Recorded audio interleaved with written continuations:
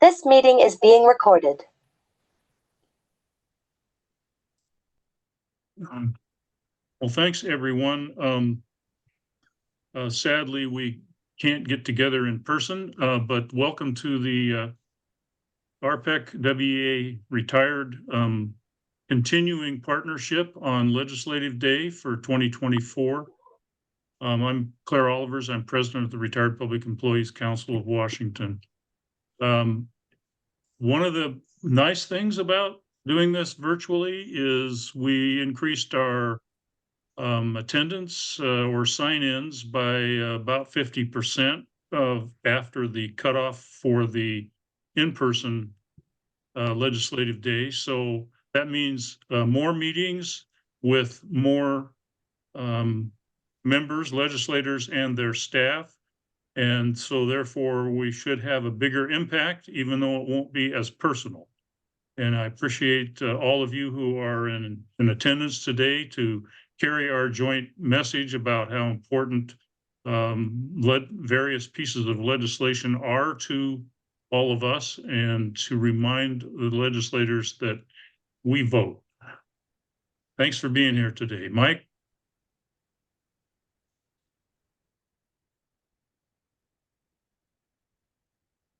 Okay, good morning. Thank you, Claire. I'm Mike Reagan, Vice President of WEA-Retired, and Mary Lindsay was unable to make it today, so I'm filling in for her, last-minute replacement. And I'd also like to join Claire in welcoming everybody here. This is probably not ideal that we're doing this over Zoom instead of in person, but the important part is that we are actually getting together and we'll be meeting with legislators. And that's the critical part, because that's what we really need to do. And this is wonderful, excellent work that we have to do today. It's not a one-time thing. This will be ongoing, but this is a great start. And thank you all very much for being here.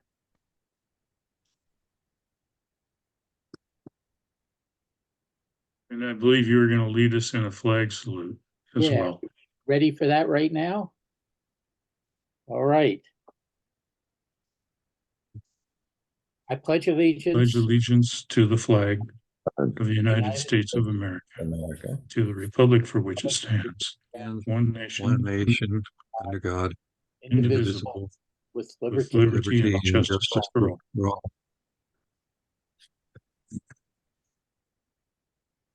Thank you, Mike. I believe Maurice is going to give us the land acknowledgement.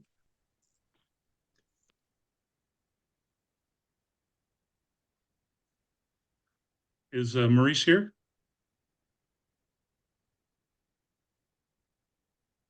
I saw her earlier.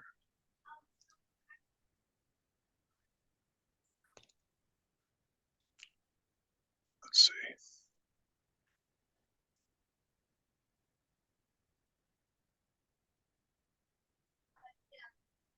I can do it if she's not available.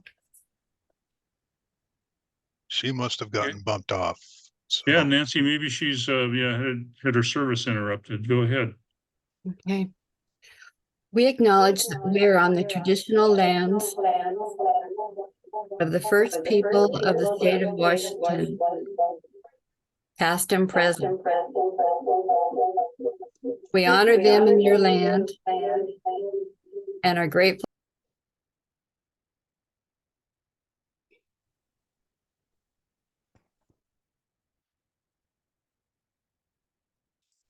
There was an echo, but I think it went through. I think you got cut off the last sentence, but thanks very much. Sorry. Let's see. We got a brief minute on legislative priorities. Mike Reagan and I. I'll lead off with our continuing number one priority is the restoration of a recurring Plan 1 COLA for PERS and TERS. And this year from the Select Committee on Pension Policy, we got a proposal for another one-time COLA. That's House Bill 1985, which you all heard will be getting a executive session in House Appropriations on Thursday afternoon. Once again, we're reminding legislators that since the recurring COLA, which we had in place for 15 years, when it was removed in 2010, since that time, our pensioners in Plans 1 have seen a huge loss in purchasing power. Some estimates, I'll take the conservative estimate, 40%. Some people have suggested even higher. It has been offset to some extent. That's why it's probably 40% by a few previous recurring COLAs, or I'm sorry, one-time COLAs. But the real mission is to tide this group over during these higher inflation times with another one-time COLA so that the real work can be done in the next interim to bring forward a recommendation for reinstating the recurring COLA. So that's what I'm going to be working on incessantly from now until next session. Mike?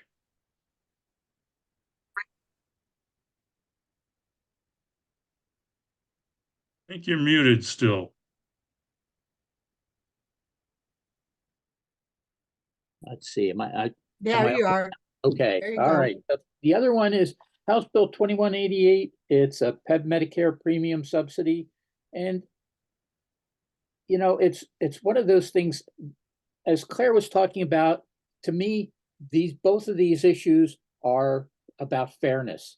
Because what's been happening is the Medicare, and insurance costs keep going up, and any increases that we do get in Medicare are just eaten up by the insurance increases. And so we're really not gaining anything. So it would be really helpful and just fair if we were able to get this. So watch about it. The other thing that I really wanted to talk about is a few years ago at a WEA representative assembly, a member of the House came in and he was talking about that legislators don't necessarily do what's right. They respond to pressure. And what happens is us going there and talking, and even over Zoom, it's by showing up at their office, we are letting the legislators know what we care about and that we're watching them. So we're not some random person. We are an active voter in their legislative district. And so remember that, let them know you're part of an organization that's composed of other active voters. And believe it or not, the legislators really do want to hear from you.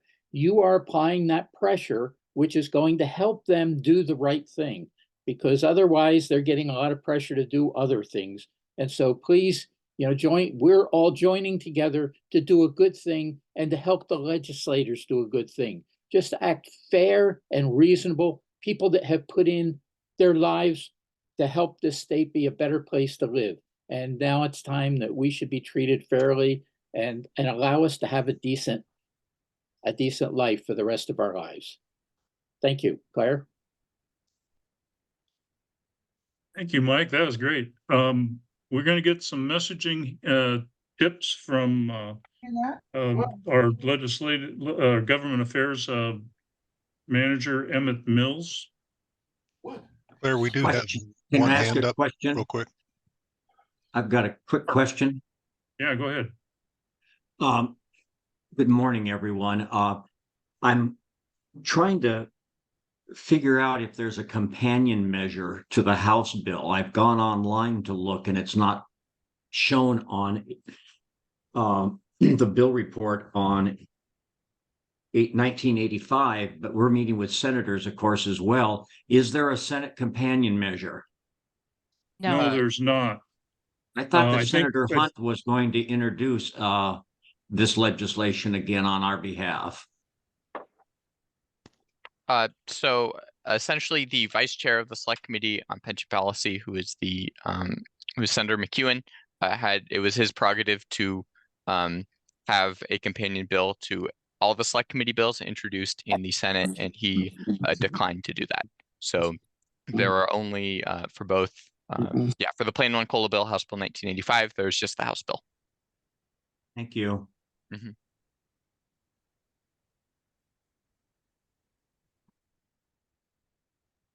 I also have a question. Carol Yeah, has a Carol, go ahead. question. Thank you. Yes.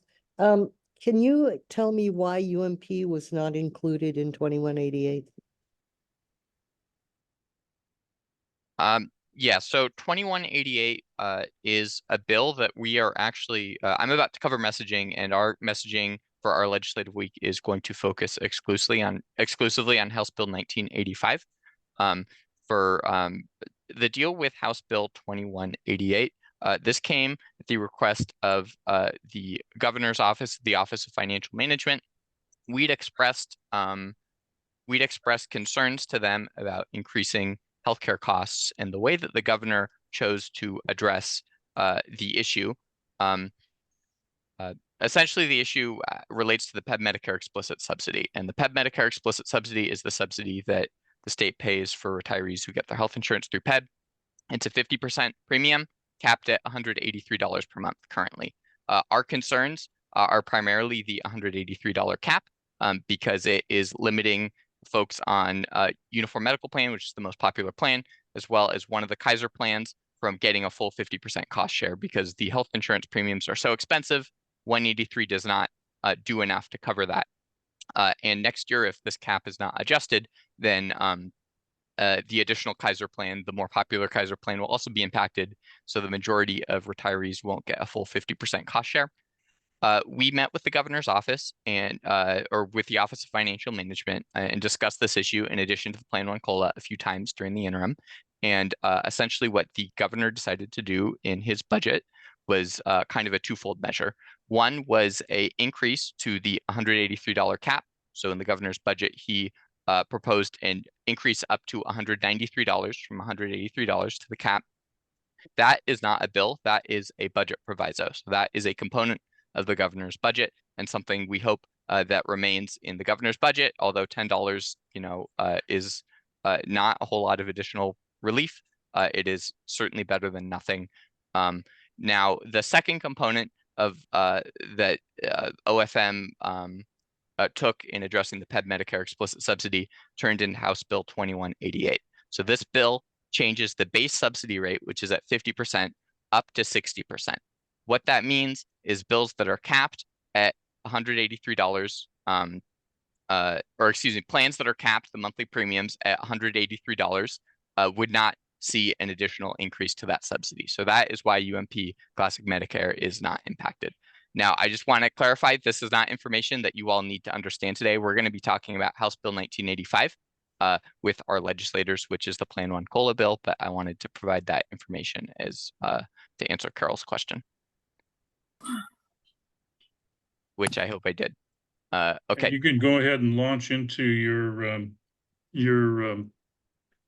okay. I'm going to go. Talking points. Thank you, Claire. I appreciate that. So thank you, everybody, for being here today. Can you all see my PowerPoint presentation that I'm screen sharing? Except for those of you who are on the phone. I'll make sure everybody who's on the phone can follow along as well.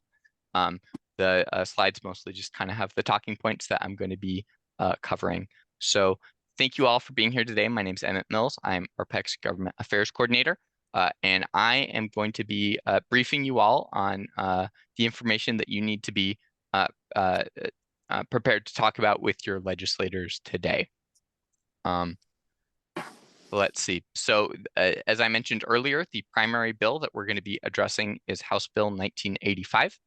This is a bill that would provide a one-time cost of living adjustment for Plan 1 retirees.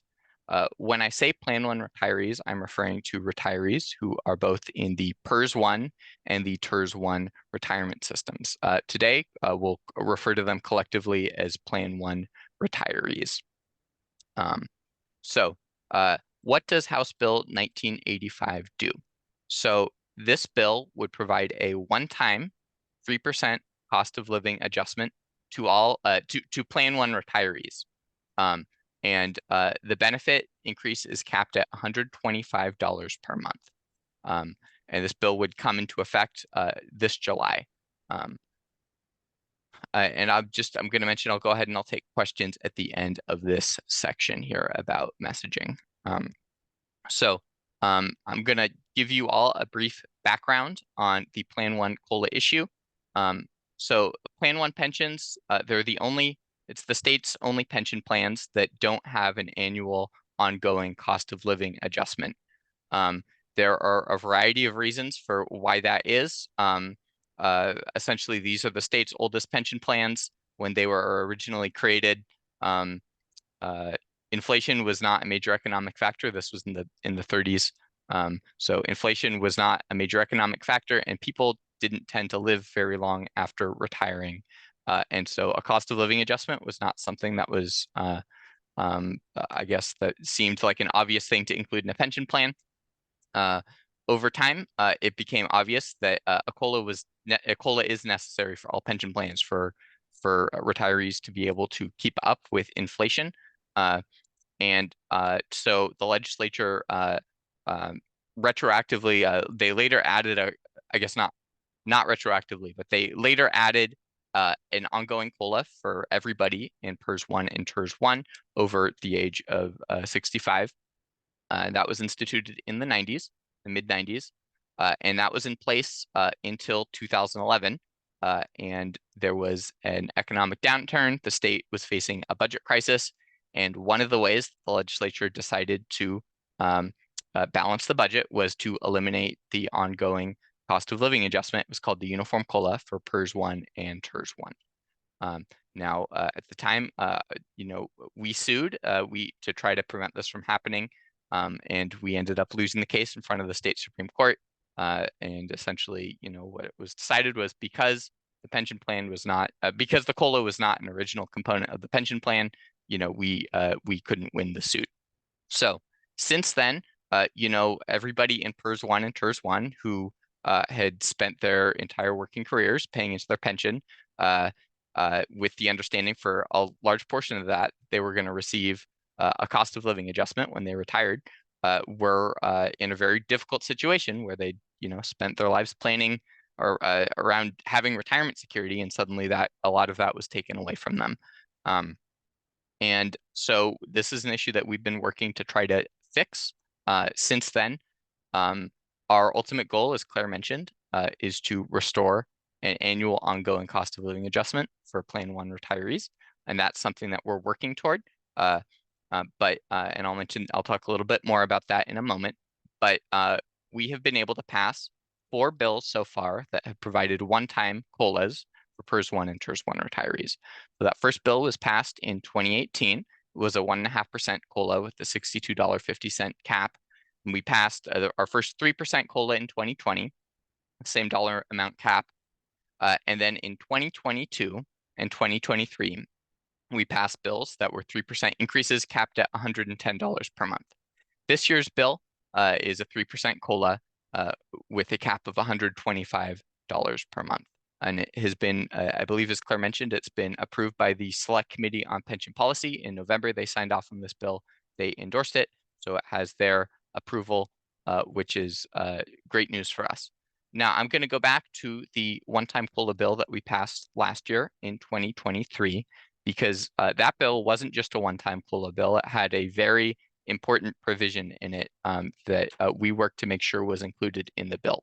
So in addition to providing that one-time 3% COLA, the bill also directed the Select Committee on Pension Policy, which is the legislative committee that studies pensions, to study and recommend an ongoing cost of living adjustment and refer it to the full legislature. The Select Committee has until the end of this calendar year, essentially, to do that. So what that means is, so the Select Committee on Pension Policy works, they meet when the legislature is not in session. So after this legislative session, they are going to spend quite a bit of time leading up to next year's session, developing, putting together, and then signing off on an ongoing COLA proposal. We're going to be heavily involved in that process. The select committee doesn't just have legislators on it, it also has stakeholders. So RPEC member Bev Hermanson sits on the select committee and represents retirees.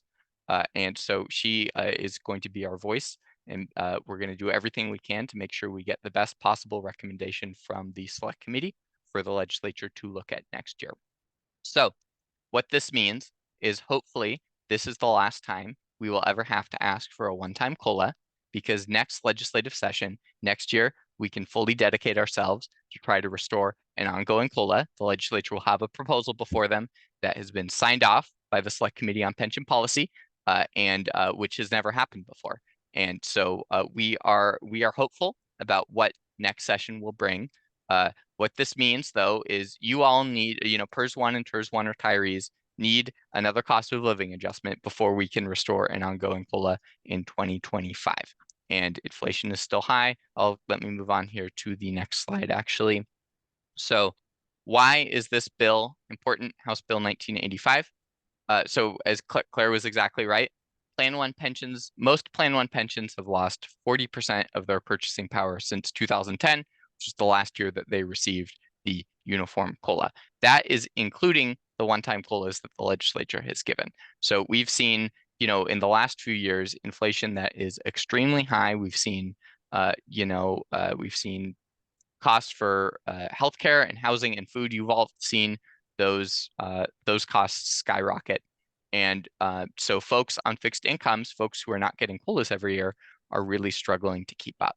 Even the one-time COLAs that we've achieved the last 2 years have done very little to, address 8% inflation, which we saw a couple of years ago. A really troubling concern that we have is retirees are being priced out of the communities that they dedicated their lives to serving. So Washington State, I believe, is the 4th most expensive state for retirees to live in the country. I think we can all agree this is a great place to live, but it's unfair for folks who dedicated their lives to public service to not be able to retire in their communities that they dedicated their lives to serving. You all were promised to secure retirement through your public employment. That was part of the deal. You were paying into your pension. Your pension was supposed to be able to support you in addition to Social Security when you retired. So these are all points that that I'd ask you to think about when you're meeting with your legislators today. Now, we emailed out the email that I believe you all received on Friday. If we were able to reach you by email, we had some issues with some emails bouncing back, but we sent out all the emails on Friday, and attached to those emails, the email that had the Zoom info for today and your meeting schedule for this week. Attached to those emails, you should see 2 one-pagers. The one-pagers kind of cover the topics that we were prepared to talk about today, and I would encourage you to get those pulled up now if you could. Quickly, I'm just going to cover where House Bill 1985 is. This has changed in the last over the weekend, which is good news. So we had a hearing a week ago on January 19th in House Appropriations. Claire and Nancy and Claude and a few others of you testified before the committee in support of House Bill 1985. Thank you all who also signed in support of the bill. We had, I think, 1,100 or 1,200 people sign in online to voice their support for this bill. So thank you very much. I think that played a key role in what we saw happen on Saturday. So the legislature, the committee scheduled the bill for executive session on January 25th, which is this Thursday. What is executive session? So the legislative process, after a bill has a hearing in a committee, it can then be scheduled for executive session. In executive session, that essentially means it is scheduled to be voted out of committee. That is also when a bill could potentially be amended by a committee, but this is very good news. We have been scheduled for a vote, and so we are optimistic that we can get the bill out of the House Appropriations Committee, and then the next steps from there, the bill will move on to the House Rules Committee. It can be pulled by a member of the Rules Committee, and when a bill is pulled, essentially that means it is being flagged to, or it's being taken out of rules and taken to the floor. And we'd be scheduled for a floor vote in the House, Once we get through the House, then we go over to the Senate, where we go to the Senate Ways and Means Committee, the Senate Rules, and the Senate floor, eventually, and hopefully progressing to the governor's desk. This is, I believe, what the third week of the legislative session. And so it's good news. Our bill has already heard a hearing and is already scheduled for a vote this week. So we need to make sure that we keep momentum up, but I want to make sure that you all understand where the bill is. So let's see. I'm going to just cover, I guess, and I think a few of our folks later in this meeting are going to be talking a little bit more about meeting with your legislators and other things you want to think about in those meetings. It's really important to us that you make sure that the legislature understands that in this legislative session, this COLA bill, House Bill 1985, is our top priority. There are a couple other, proposals we saw. House Bill 2188, which I mentioned earlier. That bill would be really helpful. But we need to make sure that the legislature understands that our organization's asks, is to address House Bill 1985, make sure that all retirees get cost of living adjustments. So please make sure that they understand that. You're going to want to explain what the bill does. So again, it's a one-time 3% cost of living adjustment capped at $125 per month. I just want to clarify one thing. I've gotten some questions on this in the past. And when I say a one-time cost of living adjustment, what that means is it's a single time increase. So your pension is going to increase to a new level, and then it will stay there from there on. But it will not increase the next year unless we get another bill passed. So that's what a one-time increase is. After you explain what the bill does, you're going to want to explain why it's important. And if you are a PERS 1 or a TERS 1 retiree, I would really encourage you to tell your story. Talk about what the sacrifices you've had to make by not having a COLA and difficult decisions that you've been faced with because you are not receiving the COLA that you believed you were going to get the time that you during your working career, you were making decisions that would impact your retirement. And if you are not a PERS 1 or TERS 1 retiree, then I would encourage you to consider telling somebody else's story. So if you know anybody in PERS 1 or TERS 1, which I know many of you do, tell their story. And another story that you could tell is on the one-pager that we shared via email. So RPEC has a member named Zeta Quimby who lives in Seattle, and she's I believe 84 or 85 years old now, and she's still working because she can't afford to retire on her pension. So you can read about her story, and you can share that there are retired public employees who their pensions are not enough to cover major cost of living increases that we've seen in places like Seattle and across the state. So please feel free to tell their story. Also on the one-pager, you can find facts about, including some of the facts that I covered today, about why this issue is important and how much purchasing power these pensions have lost. So after you kind of make your case to the legislator, then they're gonna, I'm sure they're gonna respond in one way or another. But before the meeting is over, make sure that you try to get a commitment from the legislator.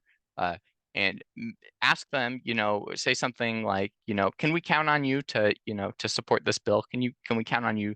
Let's pass this bill. Ask for their support. Ask them to make a commitment.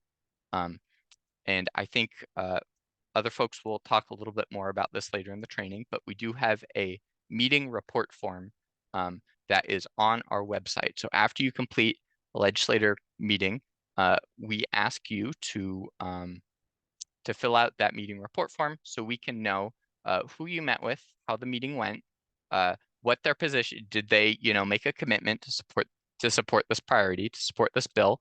And there's also an option where you can leave notes if they told you anything that you found interesting that we might need to know about, if they expressed any concerns. these are all, it's really important that we collect this information. We also use this information, the RPEC PAC uses this information when we are looking at, making endorsements and campaign contributions. It's a factor to know, first of all, which legislators are meeting with our members, making time for them on their schedules, which legislators are, committing, or which legislators have committed to our members to supporting a COLA. This is all important information that we take into account when we are looking at making endorsements and campaign contributions. I will say, 1 year, I guess this was 2 years ago when the RPEC PAC was, we kind of made a very first, round of endorsements, and there was a legislator who we hadn't gotten a meeting report form back from members after legislative day. And so we were under the impression that they hadn't made time for our members at legislative day. And anyway, it turned out that they had met with our members, and it was a bit of a misunderstanding with the legislator, and it's because we didn't get the information back. So please help us from, please make sure that we don't stumble into situations like that in the future. Return your meeting report form, make sure your legislator gets credit for meeting with us, for meeting with you. So let's see. So I am going to open things up here for questions. And if anybody has questions about our messaging, if you have questions about meeting logistics, like I guess your meeting schedule and how that's going to work, that's something that we can address later in the training. I'm going to start off with Patsy. Patsy, I see your hand up. Please go ahead and unmute. Thank you. I have a question on the flyer. Someone answered my other question, but on the flyer concerning the House Bill 1985, the third point down on the top of the page, it says $1.32 each dollar of the pension paid supports $1.32 in total output to the state. I'm not clear on what that means. And if I'm giving it to talking to somebody about it, I need to know what it means. Yeah, thank you for asking about that. So what that $1.32 what that references is when money is paid out of a pension, it supports the local economy, especially retirees who have, folks on fixed incomes. Folks who are retired are typically not saving. They're not making, they're not saving money for the long term. They're spending money when they earn it. They're spending it on things that benefit their local community. And so essentially that's I believe we refer to that as like a pension economic multiplier. And Claire might know more about this than me. But essentially what that's showing is when the state invests in pensions and increased benefits, that it impacts the local economy and it grows. I believe there is also a flyer in your handout that shows how much money from the Department of Retirement Systems pensions are paid into each county in the state. That's another thing that you can reference in your meetings. We're talking about millions and millions of dollars, and in some counties, I believe hundreds of millions of dollars each year that are going into the local economy, going into, into residents' pockets from their pensions. And that money is really vital. So when the legislature invests in benefit improvements like this one-time COLA, then their communities are going to benefit as well because retirees are spending money in those communities. I want to address one more thing. So you should have received 2 one-pagers from us. There's a second one-pager on healthcare. That is not something that we are going to be using. So in the last few days, the landscape has changed for us politically. We've been meeting with legislators, and we've gotten the message that, we need to put all our, when it comes to messaging, we need to make sure that the legislature understands that the Plan 1 COLA is our top priority for this session. And so please do not use the healthcare one-pager today. You do not need to talk about that. And it's something you can look at, but it's not something that we are asking you to discuss in your meetings today. We're asking everybody to remain focused on the Plan 1 COLA. So I just wanted to make sure that was clear. Okay. See, Robert Brown's hands up. Please go ahead, Robert, and then we'll get Robert a line. Okay, this response form, I'm just wondering, should we make 2 copies so we have one for each meeting? Or do you want us to put all 3 legislators on this one form? I'm sorry, is that something that came in your packet? Yes, Okay. yeah, this is the response form, the evaluation form. Okay, I think that we can cover that later on when we are talking about. I think Derek and Alyssa are going to cover that, but we'll address that in a little bit later on this in the session. Good question, thank you. Thank you. Yep. Robert Align, please go ahead. Yeah, just I worry, I guess, a little bit when we give this information about Plan One COLA, talking about how much people receive in pensions, as if that's the only money they're ever going to get.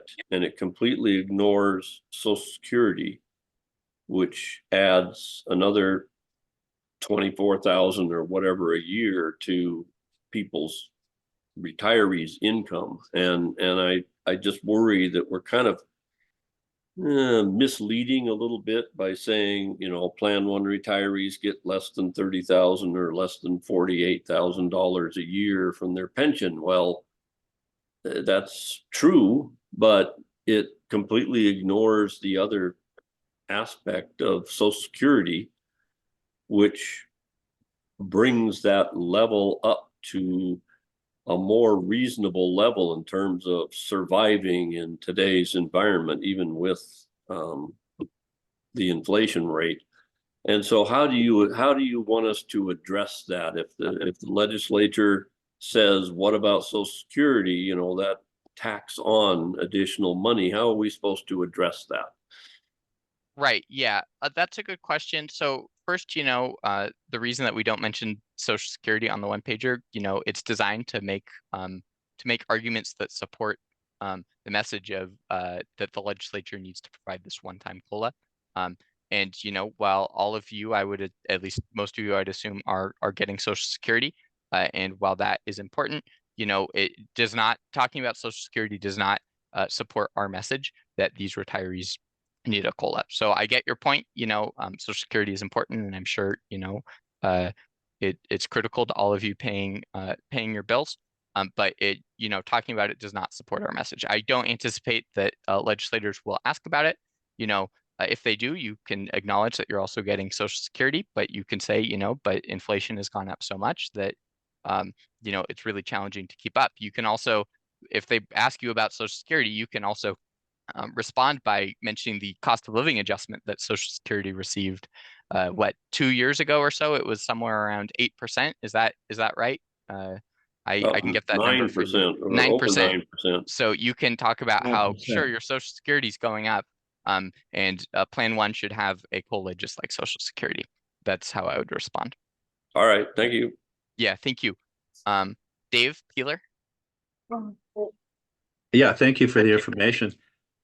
You know, I was going to ask about on the one pager, it has the number of Plan One retirees in the state. It's at 73,000 and some, and then it says 18,643 less than 10 years ago, which means presumably 18,000 plus people passed away. And I know that the Select Pension Committee has some information about, you know, life expectancy and so on. But what I'm wondering really is, how does that 73,731 compare to the number of retirees from all the other pension programs? Are we still the largest sort of pension programs when we look at the Plan Ones, or is it about equal now that the Plan Twos and Threes have been around for a while? Yeah, that's a good question. So I don't have those numbers in front of me. I could get them, but I do know that PERS One retirees TERS One retirees are now not the majority. So there are many more at this point. You know, PERS Two, PERS Three, TERS Two, TERS Three retirees, and so TERS One is a shrinking group. While, you know, because the plans are closed, almost all the folks who are retiring today are in the other plans. Thank you. And one reason I raise that is I think as a legislator, one of the things they have to figure out is if they're going to give us a COLA, then how do they fit that 3% into the budget, obviously.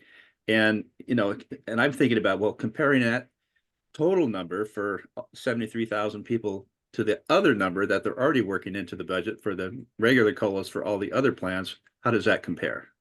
And I don't know if it's a big difference or a little difference, so. Right, yeah, thank you, yeah, so, and that's all, you know, yeah. Something that's important to think about, you know, this is getting, there are not very many people relatively in these plans, and so it's relatively affordable compared to what a benefit improvement like this would cost for another plan. Thank you. Johanna? Yeah, it looks to me that, that it will be our office doing the Zoom, connections or hosting the Zoom meetings. Is that correct? So as I mentioned, we're going to be answering questions about the meeting schedules and the logistics of the Zoom meetings in a different portion of this training. Thank you. Okay, all right, I'll question. Gary, please go ahead. Hi, thank you, Emmett. Partially in response to something that was said, but on messaging, I would love your opinion. For the sake of all, I just had a legislator say to me just what I heard about, well, you guys get Social Security. And I said, well, please explain to me then why the other plans all get a COLA if they get Social Security too. And why did Left One just get bonus checks of $40,000 from their surplus? That's an excellent point. Thank you. Yes, thank you for sharing that. I think that's a great response to that question. Thanks. Elliot and/or Phil?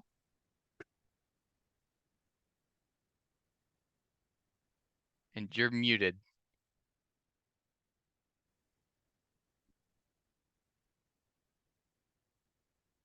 I'm sorry. Emma, you mentioned, money going into the community, pensions going into, particular communities and things. And just pointing out that it's not just that X amount of dollars that benefits that community, because those dollars are respent. It's called the multiplier effect. So, That's right. $1 going in a pension might end up, 4 or 5 times that amount as it's respent in that same community. So it has pension amounts going into a community have an impact that is greater than the initial dollar amount of that pension. Thank you, And the Phil. other That was thing- a much clearer explanation than the one I gave. Oh, Kevin. oh yeah, Emmett, the other thing that's interesting to look at is the demographics of the participants getting pensions. And what you've got right now is a great number of people that are getting into, and not just in Plan One, but in the others, who are getting into what really are the dying years of the age group where they're going to pass. And it's what impact that has on legislators and policies and whatnot. I'm not sure, but it's I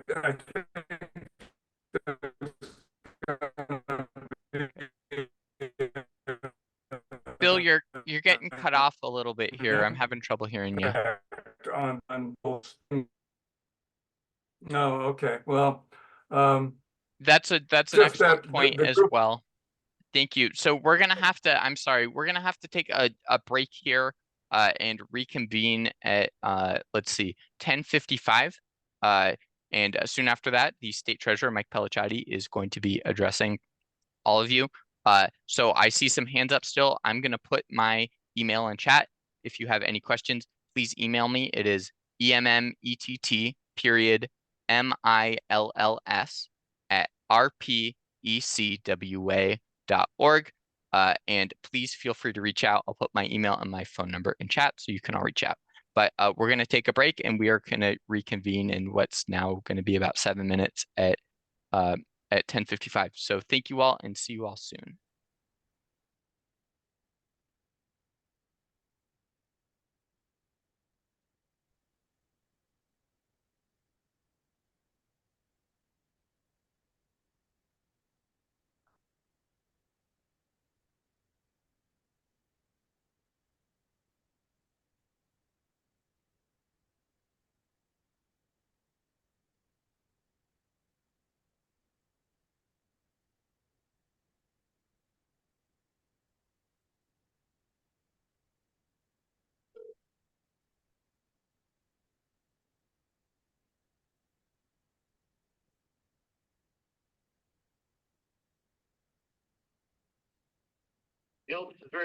Hi, this is Patsy. I'm on break from my meeting for just a few minutes.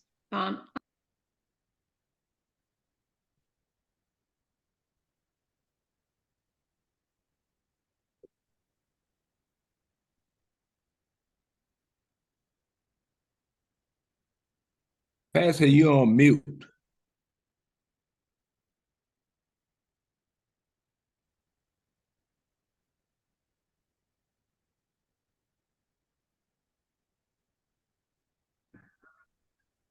Everyone should be on mute.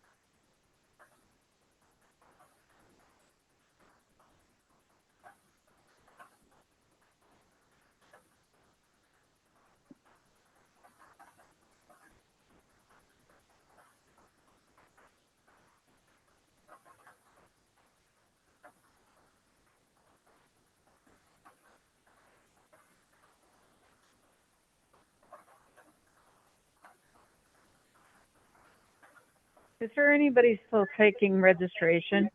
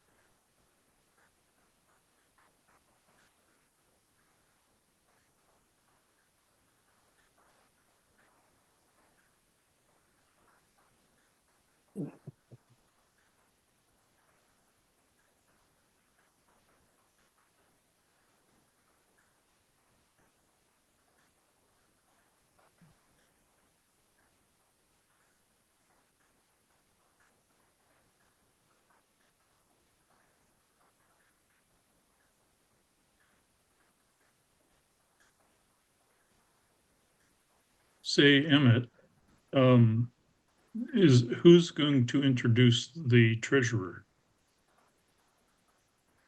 Hold on. That's something you could do, but please hold on one moment, and I will get back to you on that. Yeah, I hope you got somebody lined up. I didn't prepare.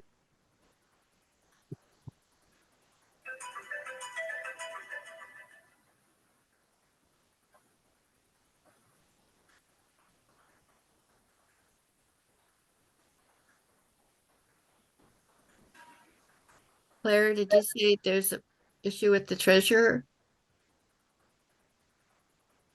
I was wondering who was going to do the introduction. Oh, all I heard was a treasurer and I was concerned that he wasn't coming. Oh, I'm here. It's good to All see right, everyone. there. Just got on. This gentleman needs no introduction.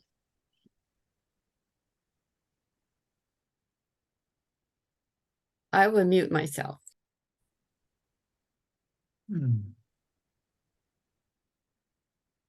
Are we I think we can probably ready to go? reconvene, Claire. Yeah, thank you.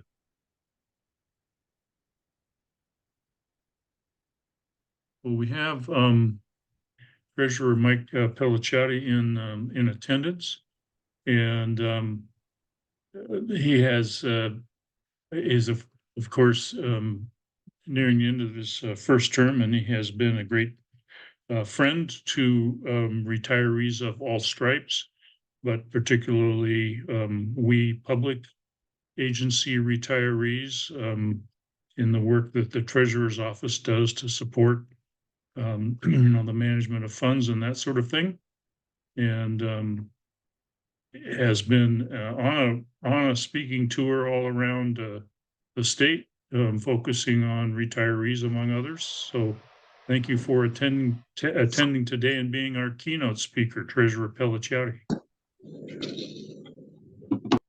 Well, thank you so much for allowing me to join you. It's been so great seeing so many of you around the state as I've been getting around, as you just indicated. I did a 39 county tour about a year ago and had a chance to do 121 different meetings around the state, and many of those meetings were with various RPEC chapters. And so it's great to connect with so many of you again. And look, I obviously hope get a chance to see you all in person again soon. But if it's all right, since there are many of you, though, I have not had a chance to connect with, I always kind of make it a practice first of talking a little bit about what the treasurer's office does, if that's all right. Then a little bit on some of the things that we've been working on, and then open up for any questions if that works for you. Yeah, that's great. Thank you. Great. Yeah, absolutely. So, again, my name is Mike Pelliciotti. I've been your state treasurer since 2021, when I was elected statewide in 2020. And, one of the things that I always start with is just a little bit of a foundational aspect of what the treasurer's office does. So many of you are well aware of the work of our office, but I always take a moment to remind folks that we kind of have three core functions in the treasurer's office. We handle certain investments, certain state and local investments. It's about $35 billion of state and local investments that my office manages. I handle certain debt management.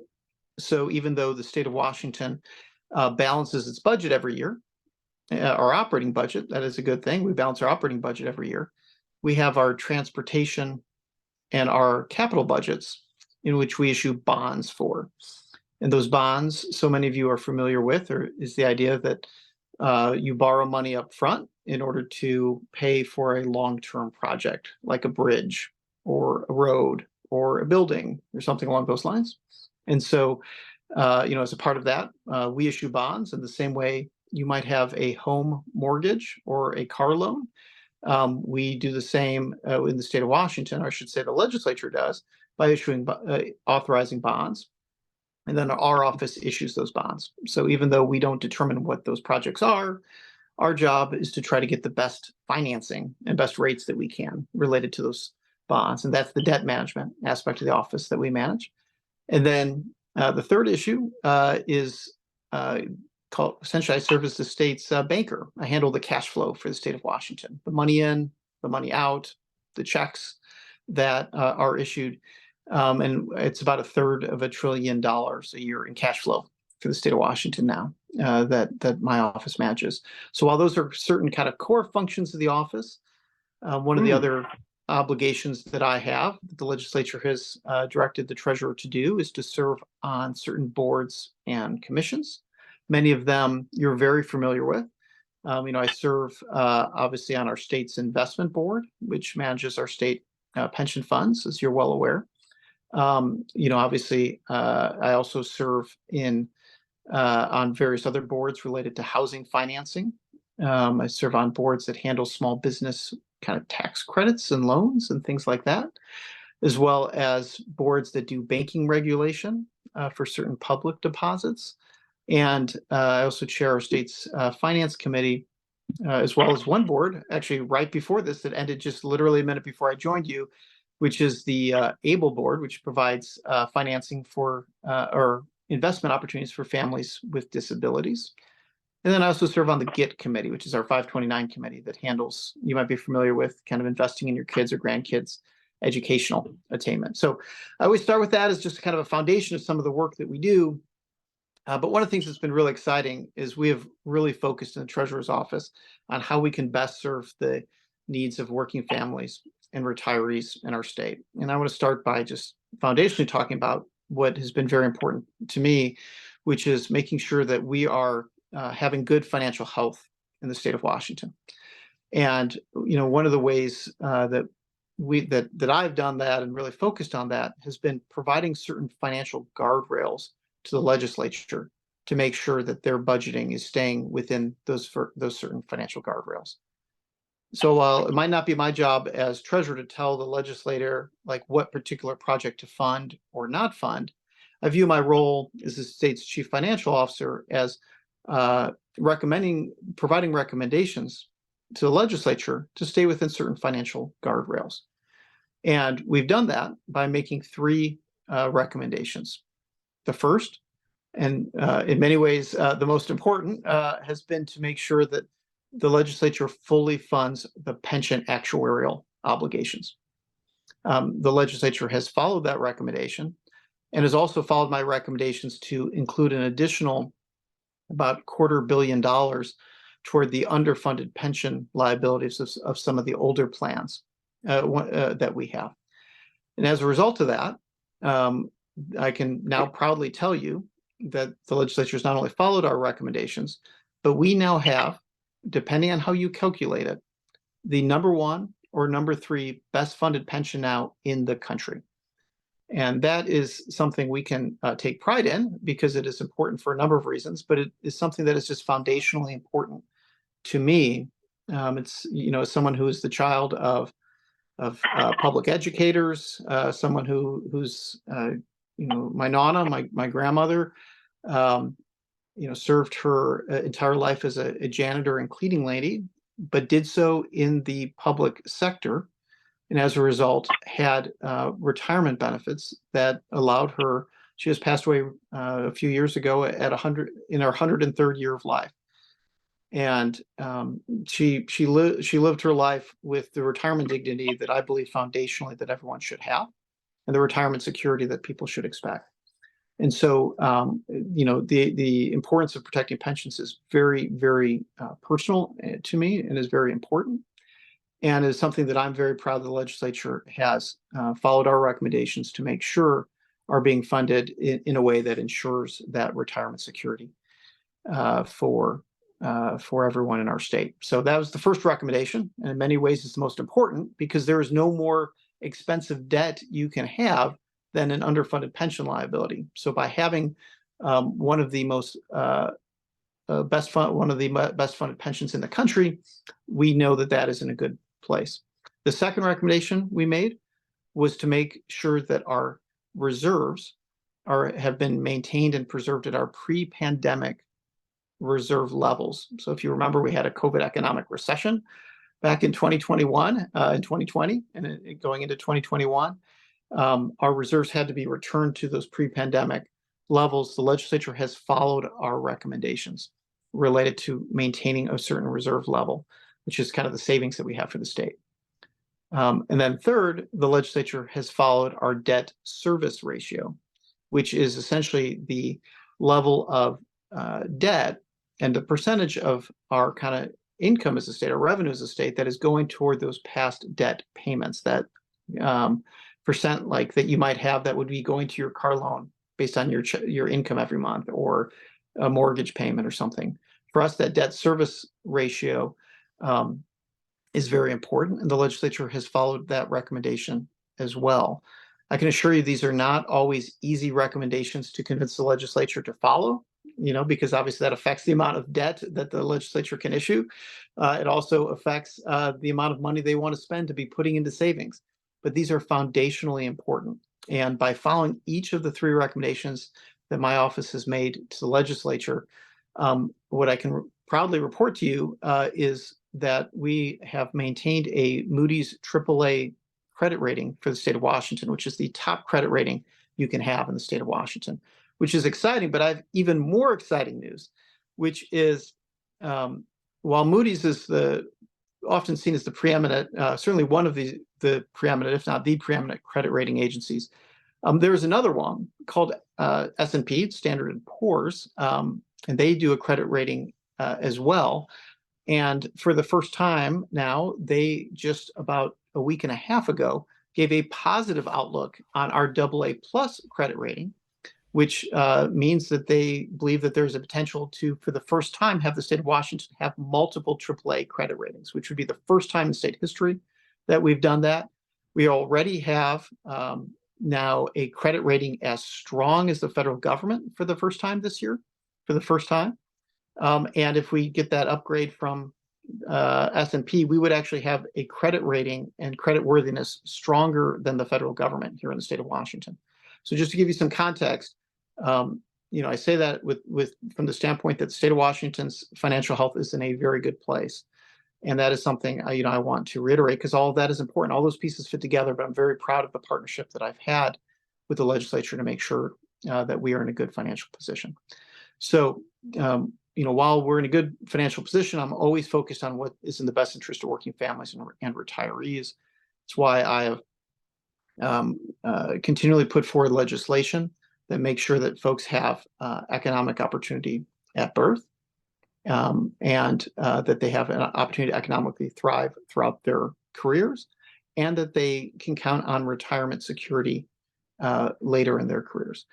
And so that's why I've put forward our Baby Bonds Washington Future Fund proposal to address the fact that 47% of the births in our state right now are low-income births, and we need to make sure folks have economic opportunity at birth. I'm pleased that bill has bipartisan support. It has received editorial support or positive coverage now from papers in every corner of our state, from Vancouver to Aberdeen to Pullman to Yakima to Bellingham, and everywhere in between. And that also, just last week, I testified on legislation I was putting forward to finally require financial education in our schools.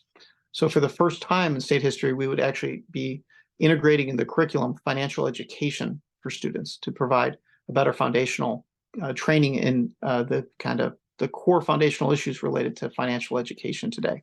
So folks are, the young people in our state are better prepared for the economic challenges that lie ahead. That's that ability to economically thrive throughout their careers. And that's why I've also put forward legislation that we'll be hearing just later today called the Washington Saves Program, which I'm putting forward to address the fact that 2 out of 3 millennials today have zero retirement savings. Zero, none, 2 out of 3. We are going in the wrong direction. The reality now is if you do not work for government or a union, or maybe at certain companies, chances are there are not retirement benefits. And that is a potential crisis years from now. Literally decades from now, we would get a squeeze on both ends in our state treasury, both in terms of the lack of revenue that comes from folks not having retirement savings and contributing to our economy, but then also the squeeze of financial services that would be, essential social services that would need to be provided to folks for not having any retirement savings at all. It's obviously morally wrong to not have retirement security for folks, but it also is a major financial challenge that we need to get on the right side of.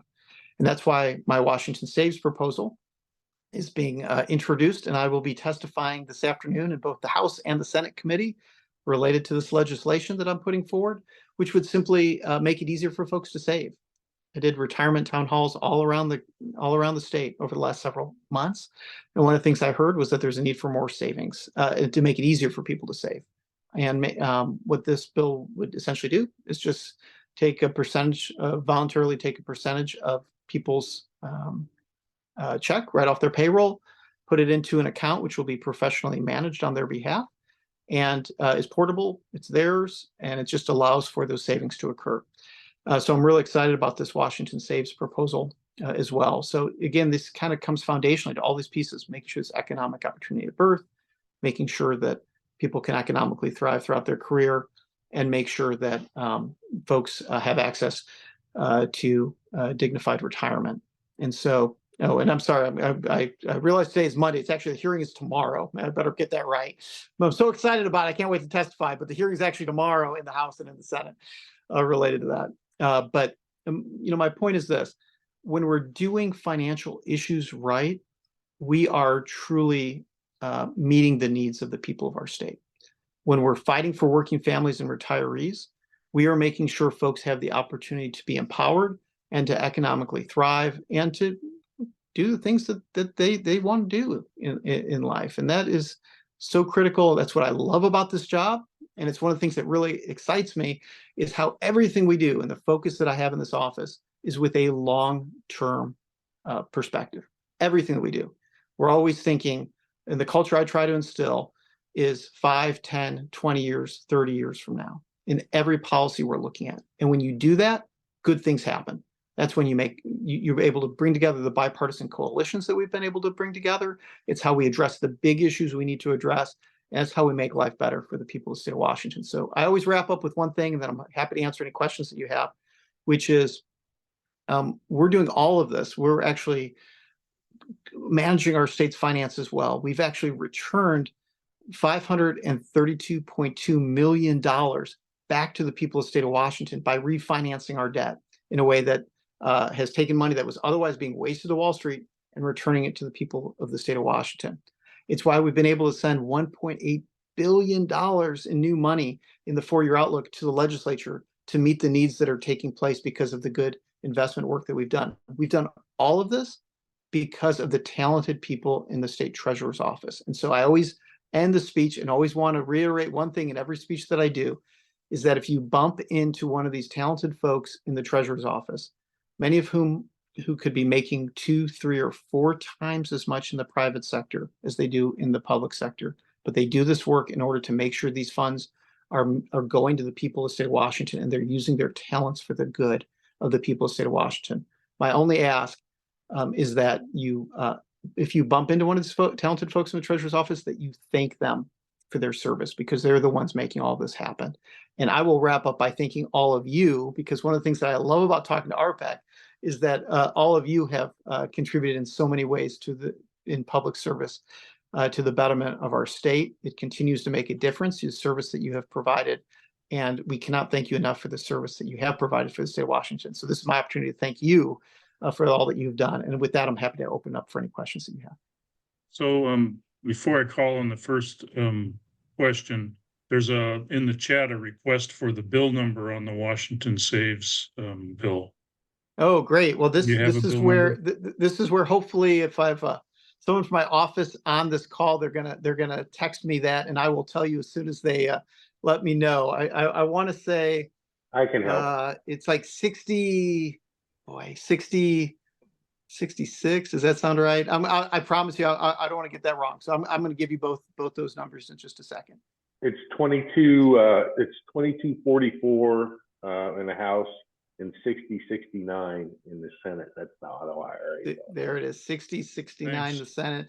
And I knew there was one that was like an equal number, so it's like 2244. I knew that one was one of those that kind of matched up well. So thank you to Matt Zuvich, who does our governmental affairs and policy work in our office. But before that was, many of you know, it was the WFC Government Affairs Director for so many years. And so we're thrilled to have him in our office focused on so many issues, especially around issues important for public workers. And as I always like to remind folks as well, as one of the first statewide electeds who was a member of a union when elected to statewide office in certainly in a generation, if not 50 years plus, I'm proud to always continue the important legacy of what unions provide to our state.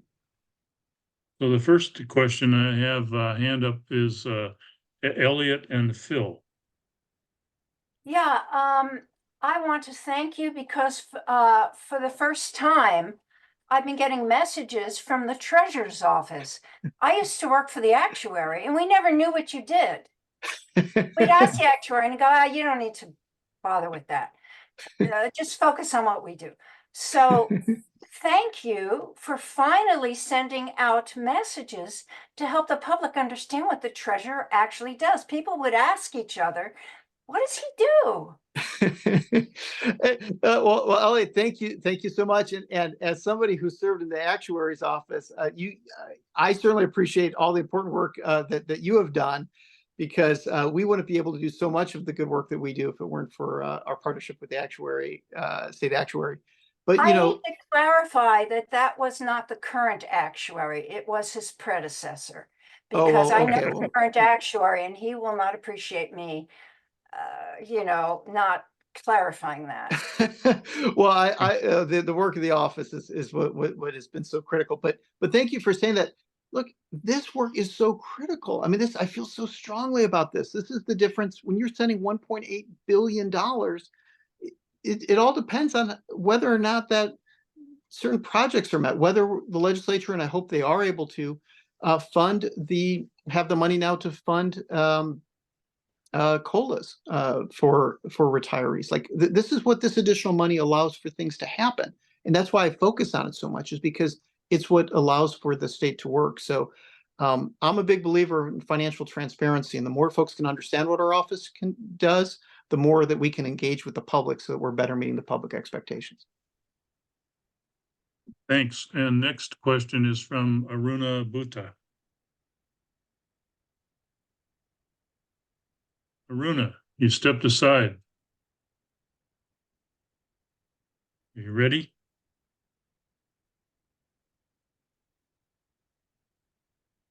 Still muted. You're muted, hon.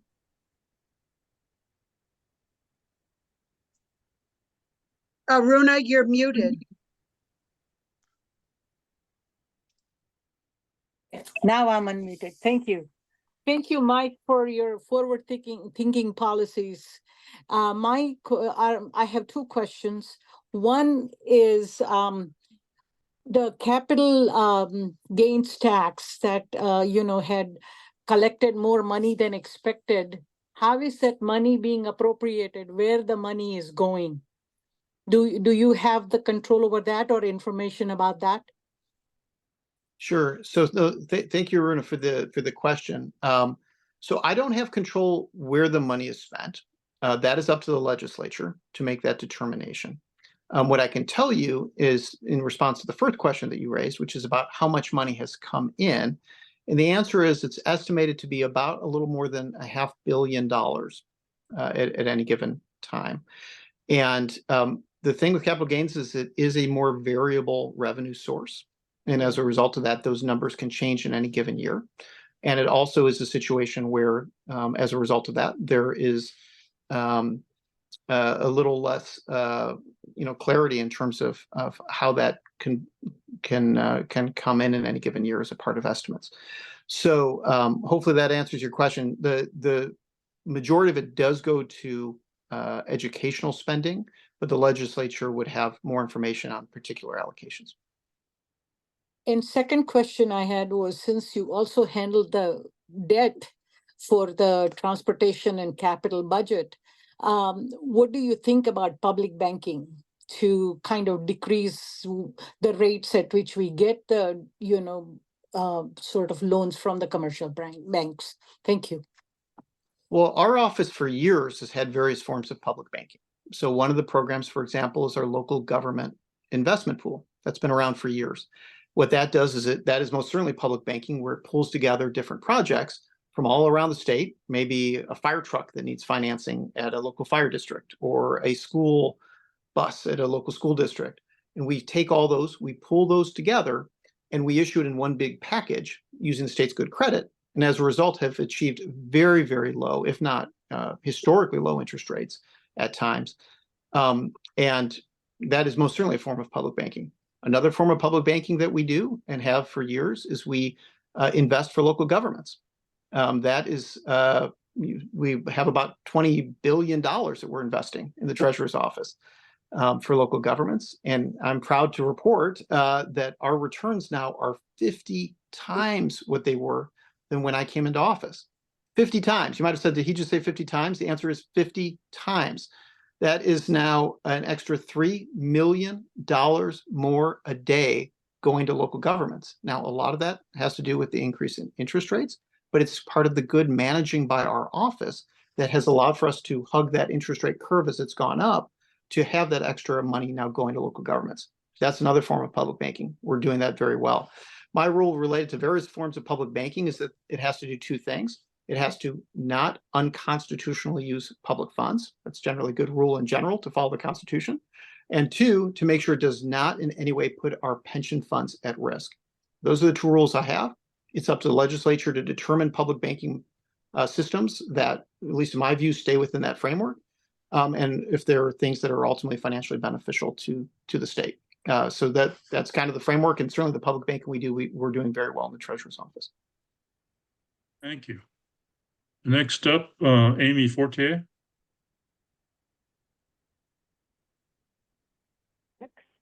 Yes. Good morning, everyone. My name is Amy Fortier. I live in Sequim. I just wanted to thank both you, the treasurer, and also your staff for your outreach. The meeting that I went to in Port Angeles was very well attended and also, I think, very needed. So I just want to commend you for your cradle to grave strategy that you so well summarized here, and also hope that that message can continue to be received by some counties such as ours, Clallam, which really do need some support, both from emotionally as well as financially. So thank you to you and your staff and the work that you're doing, and also thank you for your support of our retirement pension funds. These are critical things, and we very much appreciate the work you're doing. Thank you, Amy. I really appreciate those kind words. Thank you, Treasurer Pelliciotti, for your time. I'm told that we need to cut off the questioning. You still have a couple of hands up. I'm sorry that we're going to miss those. I'm sure they're great questions and you'll have great answers, but we've run out of time. We really appreciate you coming to be our keynote this morning. And we look forward to working on some of your bills.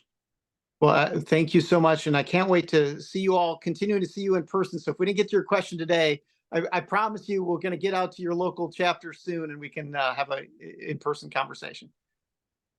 Thank you for your time, sir. It's always good to see you. Thank you all for all what you do. It's always good to see you all. Next up, we have Nancy Healy and Leanne Phillips. Or Prelip, I'm sorry, Leanne Prelip.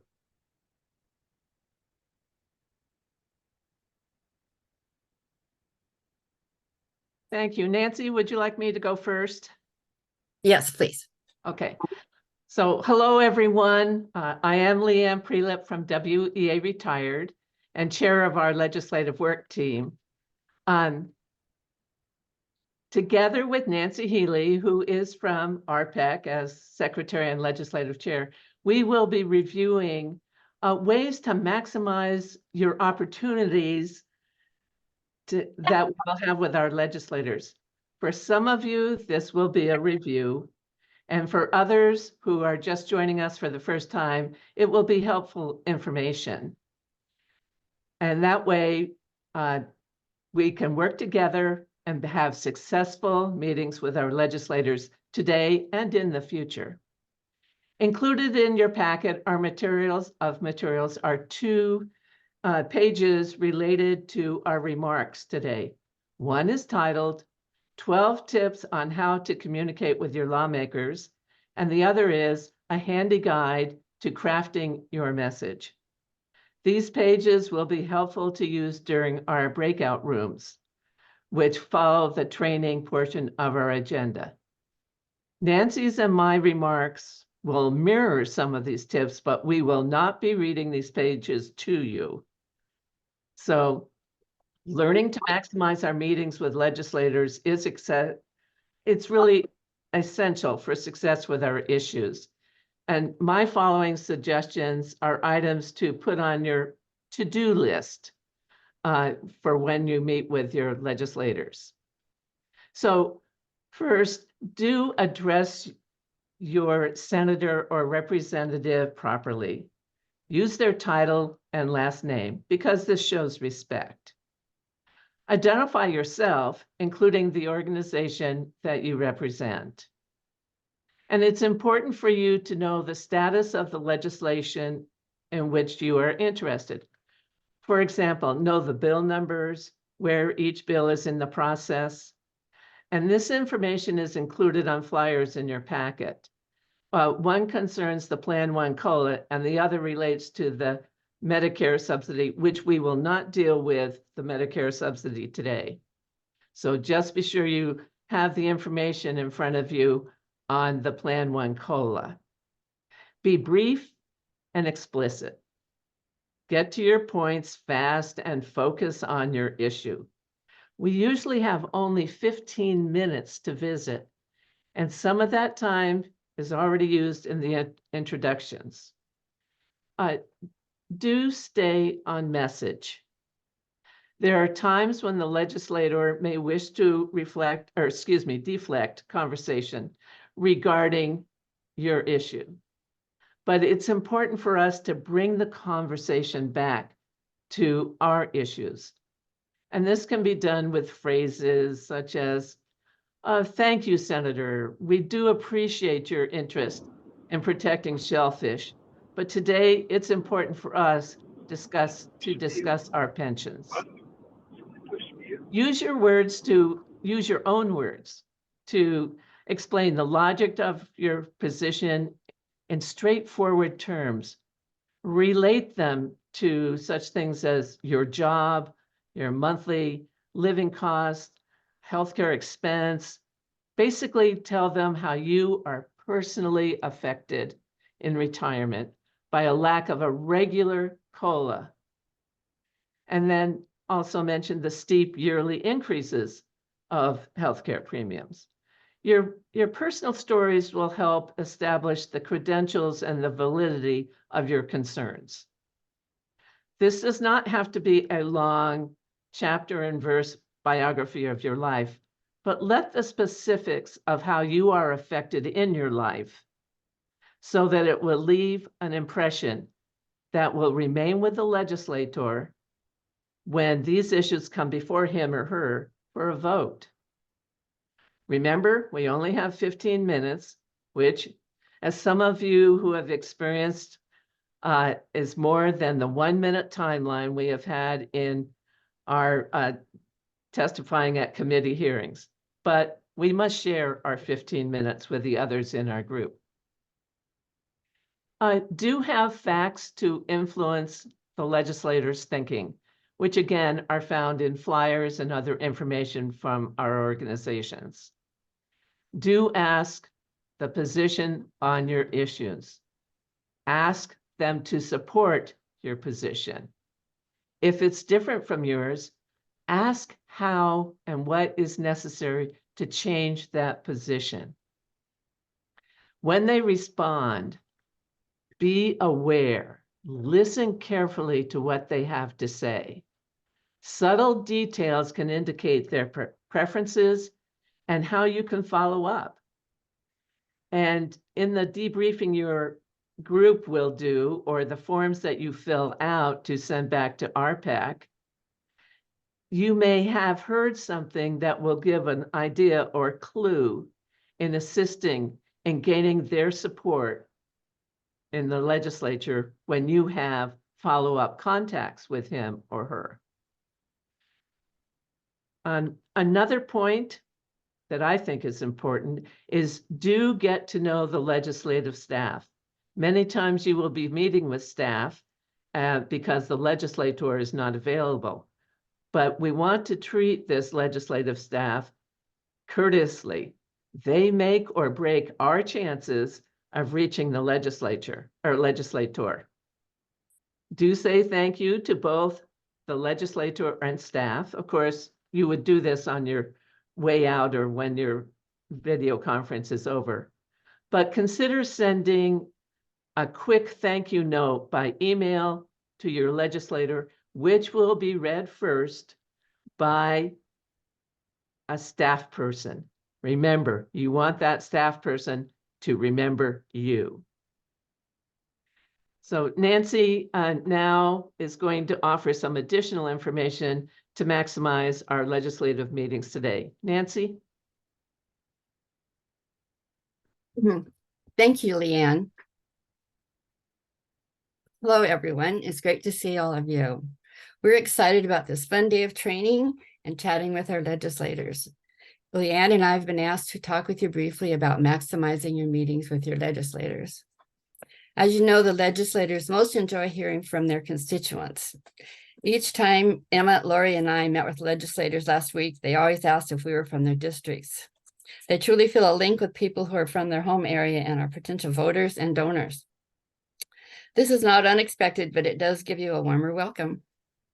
You will be receiving handouts and speaking points about our important issues, but I would like you to consider for a moment how this is also an opportunity to share your stories.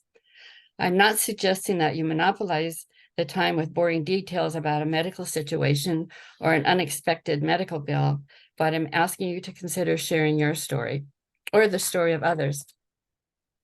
Peter Forbes, photographer and author, shared, "Stories create community, enable us to see through the eyes of other people, and open us to the claims of others."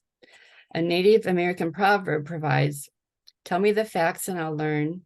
Tell me the truth and I'll believe. But tell me a story and it will live in my heart forever."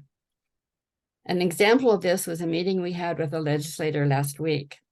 I had heard that he had spent some time as a substitute primary school teacher. So during the introductions, I shared that my son was an elementary school principal. After our conversations with him and as we were leaving, he asked me to thank my son for his work with children. This senator will have many people stopping by to chat with him about their issues, but this one story hopefully will remind him about RPEC and WEA-Retired. We are real people with real stories. I would also offer that your conversations and stories should include how our bills will affect you. You are the expert of your story. My second suggestion for your meeting time with your legislator is to listen carefully to what they say. They also have a story, and it's important that you're able to hear it.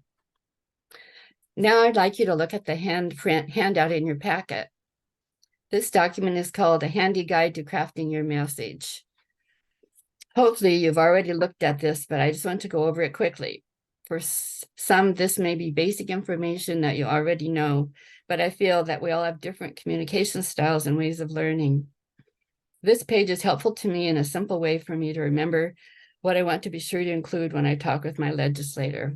If you have that handprint in front of you, I'll just share quickly. It starts out, introduce yourself.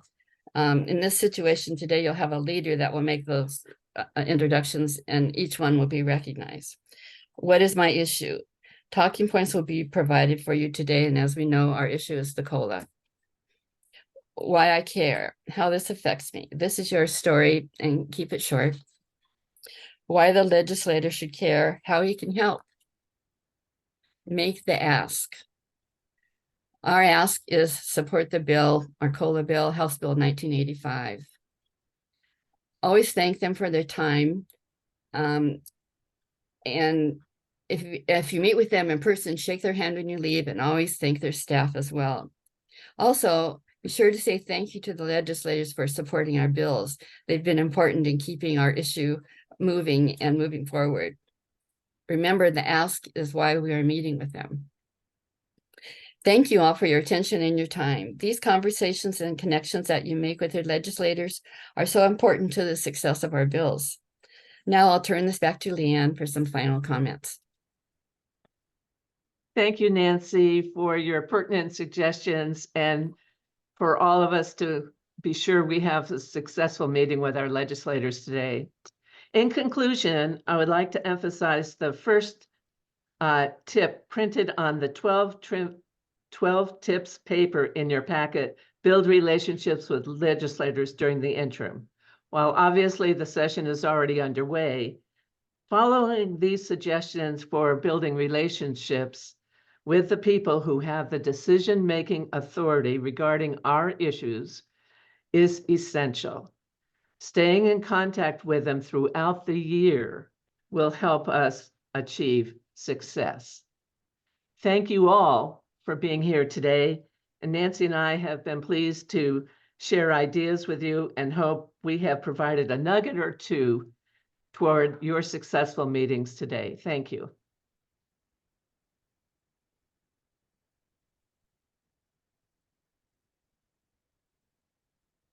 I think that brings us to instructions and questions led by Derek.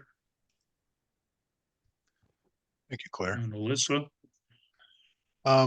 Pretty soon here, we're going to move you all to breakout rooms that are per your legislative district so that you guys can assign and discuss responsibilities for your upcoming meetings that Alyssa has emailed to you all. We're going to give you about half hour, maybe a little bit more in there. And then we'll bring you back for wrap up here in the main room. I've also been posting some links in the chat to the House bill, to the one-page handout, and then when we come back, I'll also post the link to the legislative meeting report form that we have on our website for you all. Alyssa? Yeah, so first I'll address some of the questions that were asked earlier. As far as who is hosting the Zoom meetings or the team meetings, most of those will be hosted by the legislative offices. There's just a small handful hosted by us, but that won't change anything for you all. It's, you know, just follow the link and the information that you all have. And if there's someone from staff there, it means RPEC is hosting, but again, that won't change anything. You'll go about your meetings as usual. We're just there to host it. We're not there to speak on your issues or share your stories. So that'll be for you all to do. And then the evaluation form that is in your packet, that one is specifically for legislative day or the legislative event itself. Feedback on that. It's not for the legislative meetings. The email that you received with your schedules that has the link towards the bottom of the email, and that one is the legislative summary form that you'll fill out after each meeting when it's fresh in your mind.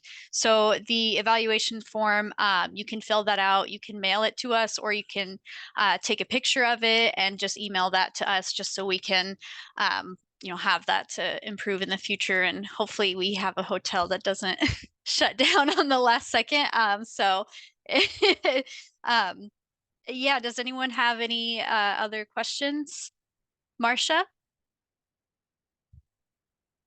Yes, I'd like to know, when we're talking about our stories, I am higher education, so I'm not in the PERS 1.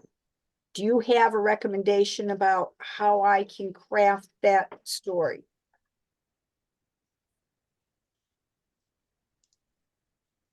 Oh, go ahead. Go ahead, Ed. Hi, Marcia. So I would say if you are not a PERS 1 or a TERS 1 retiree, then you can share the story of somebody else. So on the one pager, there's the story of Zeta Quimby, and you can talk about her and how, you know, you feel really fortunate that you have a COLA, but it's really hard and not fair for people who don't have COLAs and they paid into pension plans. Good. Okay. Thank you. Thank you. Dave?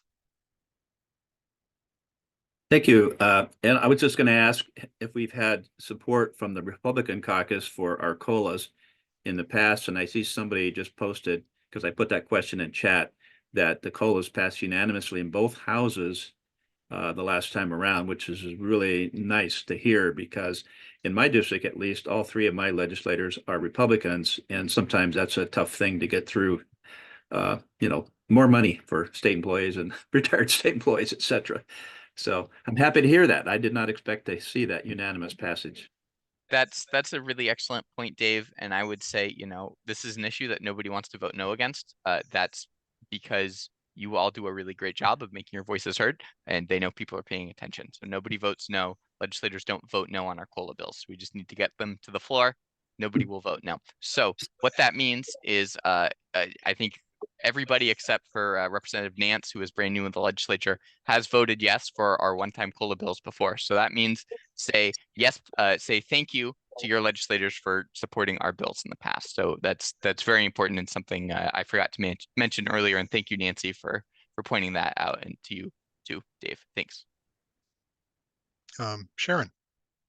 Yes, what day were those appointments mailed? I'm having trouble finding it on my computer. The email was sent out on Friday evening. We have been having issues with emails not delivering. Some of them have bounced back to us, so we know who hasn't gotten them, but it looks like there's quite a few folks who did not receive it, that we didn't have a notification that the email bounced back. So I can resend that to you, and hopefully that one goes through. And double check your spam or your junk folder too. It could possibly end up in there. I received mine at 7:29 in the evening. So Yeah. it was later in the day that I got mine on Friday with all the Zoom hookups and appointments. Okay, thank you, Jessica. I can't find mine either. This is Mogi Hagan. If we wouldn't mind sending it again. Sure. Okay. I'll do that.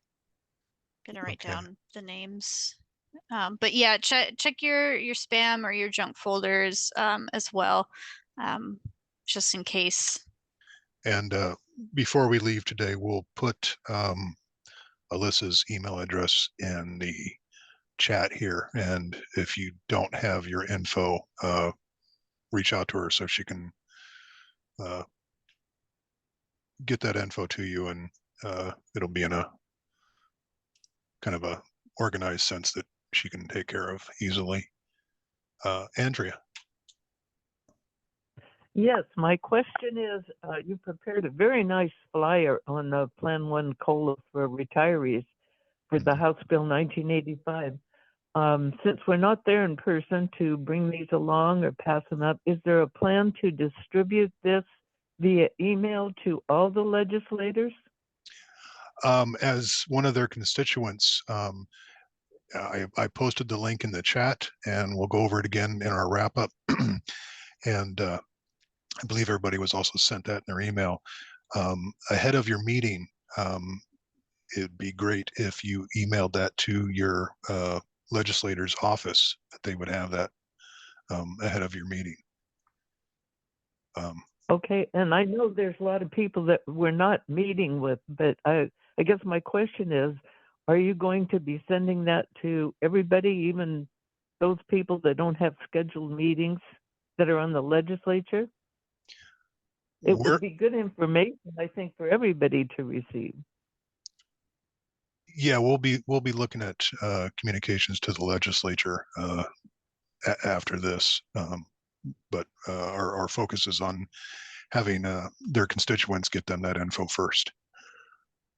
So, thanks, Andrea. Stephen. Okay. Okay, this question probably for Emmett, but I wanted to bring up the point that in the last legislature, one of the things that was passed was that the state actuary's office would do a study on the implementation of the annual Plan 1 COLAs and what that's going to cost. Can we mention that in our interview with the legislator, or just say thank you for your support in the past? How can we be specific about that? That's a good question. So if that's something you feel comfortable talking about, I think it's okay to be specific. But I think the main point that's important is that what we really need is an ongoing COLA. That's what we're really trying to get. This year, we would really appreciate the one-time COLA, but we're hoping next year that the legislature will take a look at restoring an ongoing COLA. And if you feel comfortable talking about how the Select Committee on Pension Policy is going to be studying and recommending an ongoing COLA proposal to the full legislature that they'll have in 2025, please talk about that. And if not, that's totally fine. Just the important message is what we really want is an ongoing COLA. This year, we're asking for another one-time COLA. Thank you. Thank you. Thanks, Stephen. Warren. Just to confirm, we're only talking about the COLA with the meeting. We're not going to talk about the month of death issue nor the PEBB. That's correct. Thank you. Thank you. Thanks, Warren. Alma Jean.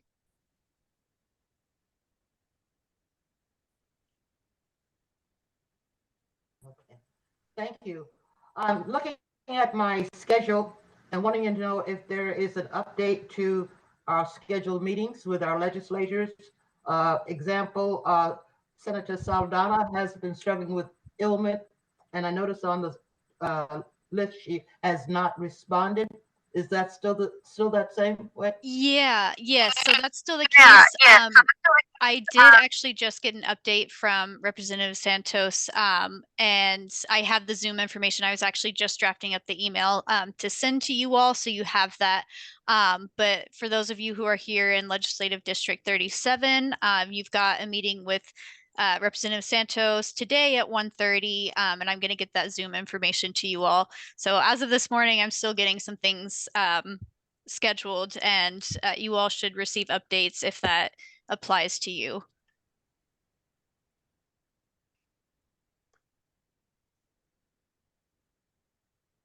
Alma Jean, I had to mute you for a minute. Did you have anything else? Yes. Representative Street, are we still meeting on the 24th with her? Yes, yeah, that one's still good to go. Okay, all right. Thank you. Thanks, Alma Jean. Martin, Yes, looking through the packet, I did not see a page for the report back on the meetings with legislators. Did everyone receive that, or that is it just one? it's an online version, and we'll get you that link. It should be in the bottom of the email that Alyssa sent you on Friday, and we'll also put that in the chat here once we come back out of breakouts. Great, thank you. Yeah, Johanna. Curious about the District 19 people with whom we have no meetings scheduled. Can you tell me how they responded when we asked them to have meetings with them? Were they just not interested? Period? Which folks, just the ones where we didn't get a response? Yeah, I don't have a response from anybody from the 19th district. The 19th. I have you in the 24th. Yes. Okay. Yeah. It looks.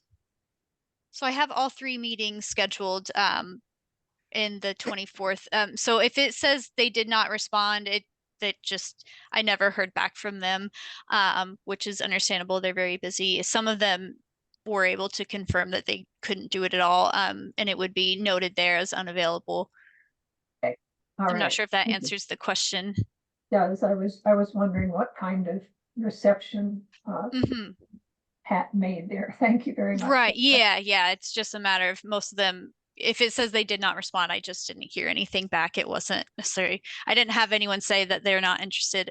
Also, there are some of you where it's awaiting confirmation with Senator Braun.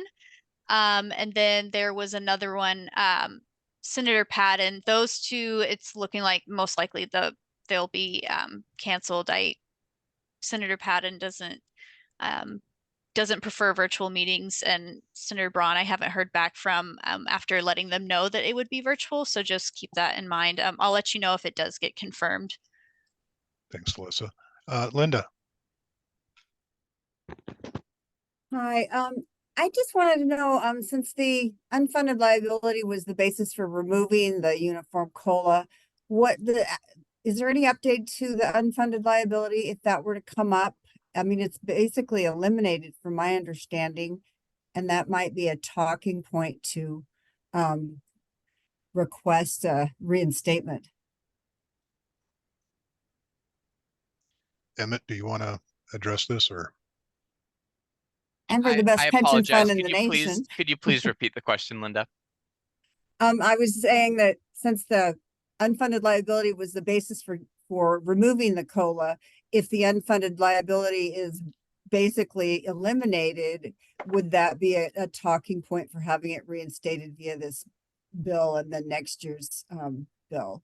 And Yeah, also, so since we're the #1 pension plan in the nation, it might be something we could bring up as it's time. We've paid our dues, and it's been funded on our reduction in COLA.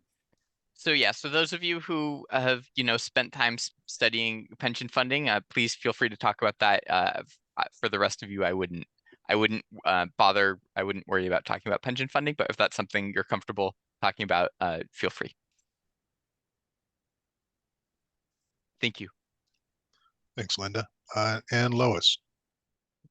Yeah, question. I'm in the 28th legislative district, and our first meeting is with Senator Nobles. And so since the bill 1985 hasn't even gone to the Senate yet, just a suggestion on how to address that, although Representative Levitt is a signer of that bill. Yes, so you're right. So the bill is in the House right now. We're hopeful it will pass the House and then move over to the Senate. So you can let your senators know that, we would really appreciate their support on the bill when it comes over from the House later in this session. Thank you. Thank you. Okay. Oh, one more. Ed, go ahead, please. Yes, as I'm understanding, the reason they were able to pull down the COLA back in 2010 was because of the language allowing a protected COLA. It was not in the plan itself. So now that we're going through all these efforts to return some COLA, and I saw somebody wrote diet COLA because it's not meeting the whole percentage of what we should be getting is capped. So it's a diet COLA of sorts. So are we looking into the language that it was missing and trying to put that back in, whether it has to go through let's see, what do they call it? The registry. Boy, my Thank you, Ed. memory is Yeah, gone. I think this is probably a conversation for another day. You know, when we're talking about a one-time COLA, the permanence of such an increase is not something that we're worried about losing retroactively. When we have conversations later about what our ongoing COLA proposal is going to look like, this, of course, is going to be a factor in the conversation. Thank you. Well, see what happened. Phil Tomich put this effort forward. We received the benefit, then it disappeared.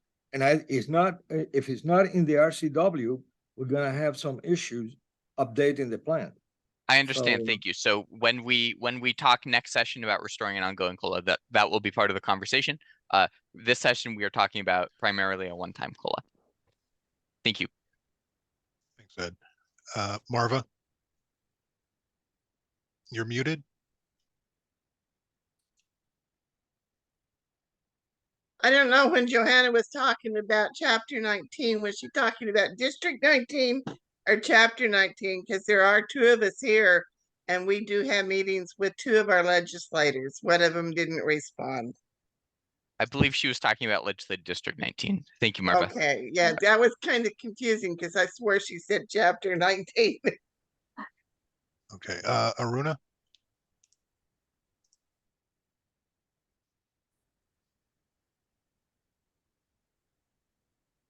Aruna, you're muted. Yes, I'm in Legislative District 3 and we have 2 meetings scheduled, but not with Representative Ormsby.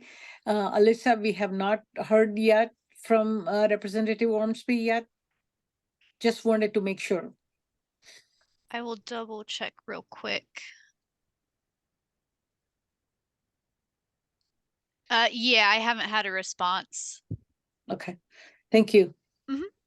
Okay, and finally, Johanna. Hand should have come down. I'm sorry. Okay. I'm not a lowering problem. my hand. Okay, It was just left over. okay, I need to get everybody moved into the break rooms here. Amy? Sorry, it's You got a Derek. Sorry question real quick? to Yeah. interrupt. Yeah, for District 24, because my internet's out, I'm not going to be able to participate.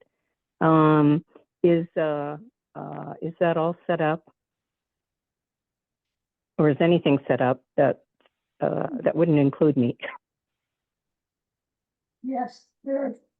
Oh, Alyssa, can you share? Can you share that with her? My voice is going again. We have 3 appointments. For District 24. Yeah, District 24. Yes. Amy, I don't see that you had registered for Legislative Day. Oh, okay. No worries, but you're not No able issue to then. attend, so I guess yeah, that works out. Yeah, that'll a Yeah. non-issue. Thank you, everyone. Yeah, thanks for coming to the appreciate it. training though. Okay, so I'm gonna go ahead and get working you on a all, repair here. I'm gonna get you moved to the breakout room. Like I said, go ahead and discuss, assign and discuss responsibilities, how you're going to speak to legislators. If you have any stories that fit the Plan 1 COLA bill. And then we're going to have about a half hour here, and then we'll bring you back. You're welcome to come back if you're finished on your own, and we will reconvene and wrap up at 11:55, or no, wait, excuse me, 12:25. And Derek, I apologize if this was already mentioned, but we do have a breakout room for folks who don't have anybody else in their legislative district, right? Right, right. We have one room that you may find a few people in there. that aren't in your district. You were the only constituent registered for that. And so, you know, but you can still strategize together on how you're going to speak to your legislator. So, so with that, we're going to get you moved here, and we'll see you all in a bit.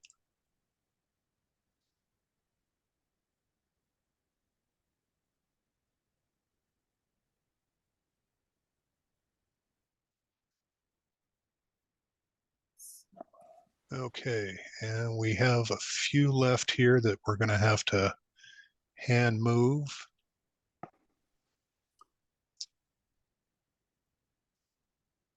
Derek, I'm going to sign off then. It's Amy again. Thank you. Thanks all of you. And yeah, good luck with everything. It should be back online tomorrow or Wednesday. Okay, not a problem. Good to see Amy. Thanks. Sue, what LD are you in?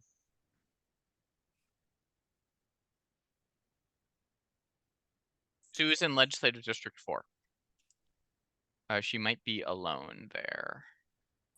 Does it show if you're muted or not? I'm not even sure. Beth, what LD are you in? You're muted, Beth. 46. 46. Okay.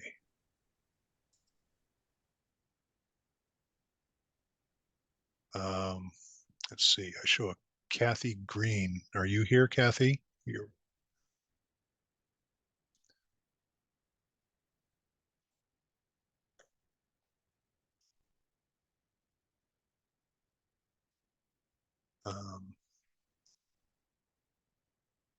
I don't have names for some of these.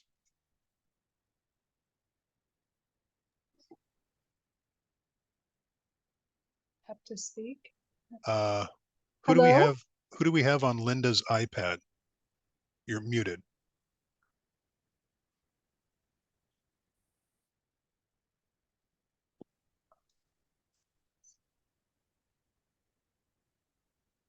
Hi, this is Corey Nelson on Linda's iPad because we're okay. What's your LD, Corey? 36. Hi. Sorry. Hi. That's all right. All right. Oh, it's not muted. It's not now. Okay, Hello? Kathy. Yeah, Kathy, what LD are you in? If you're talking to Kathy Green, I'm in Legislative District 3. And Okay. Electra Jubon is here with her from Legislative District 6. Okay. I'm going to move you to 3.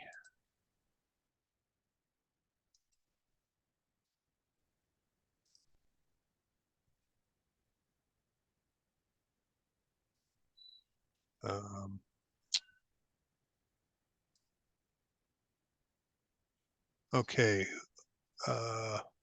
We have someone that's their ID just says uso2web.zoom.com. You see that on the screen under your picture? If you want to unmute yourself, you're muted.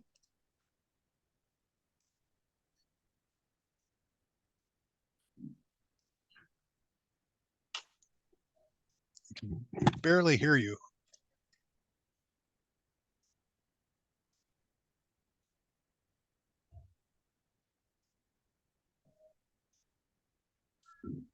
Yeah, your mic doesn't appear to be working.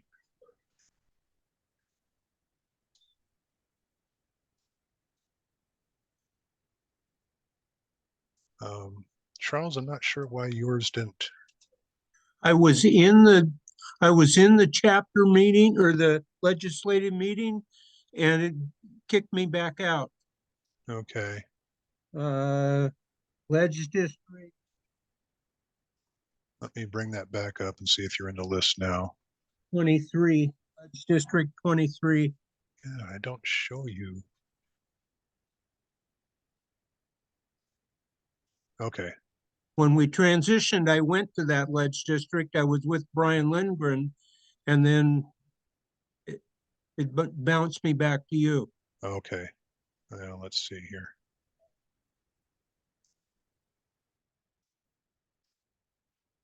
And Bob Lenigan. let's see. 28th LD.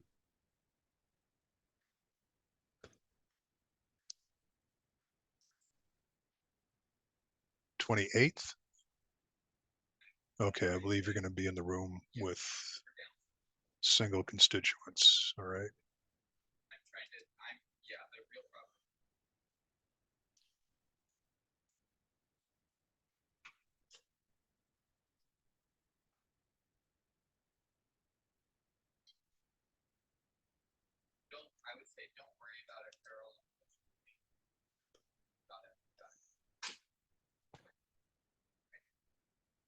I'm back, Darren.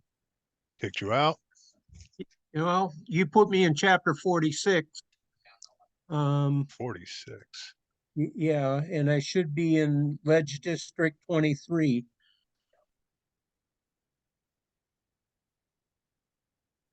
Okay, we don't have, oh, there it is. Okay.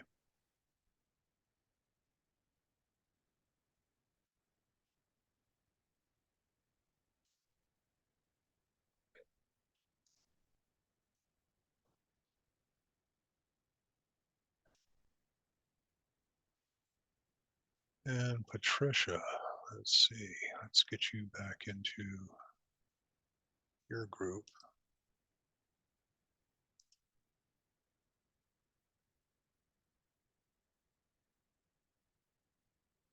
And who do we have on the phone at 253-82, 253-282-1609?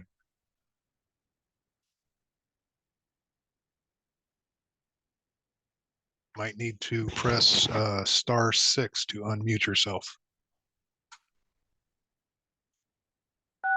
Lawrence Turnbow. Hi, Lawrence. What LD were you? Legislative District number 28. Okay, let's get you moved here.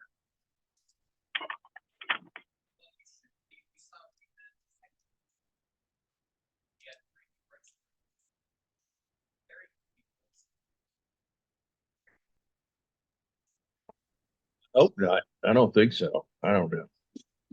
Huh? Oh, still here. Did you guys finish up or?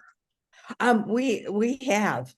Okay. We both have good relationships with the legislators, and they have approved other things that we've contacted them about. It's some local issues, including the mustard seed project down on the Key Peninsula. So we'll be kind of short and sweet, but and we're also as soon as the link is in the chat, I'll send the handout to all three of our legislators. Okay. 16.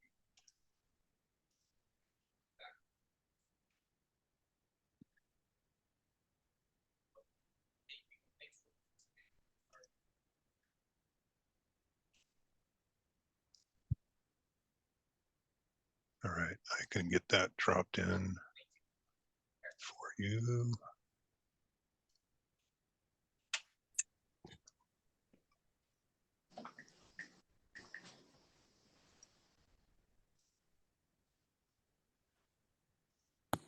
Hello, can you hear me? Yep. Hey, I'm Teresa Turner. I'm from the 47th District, and the meeting is going to be held tomorrow with Claudia Kaufman. I'm not going to be able to go to that. I have a medical appointment that day, at that time. So I'm going to just sign out of everything. My plan and intent is to send an email to all of my representatives and my senator to support the Plan 1 COLA for retirees. And do you want me to CC you guys, or do you want me to report back, or just? Would love it for you to report back. And I'll drop the report form link in the chat there if you want to grab that and bookmark it. I don't really know how to use this stuff. I'm not very good at computers, so, but I will make a copy of it.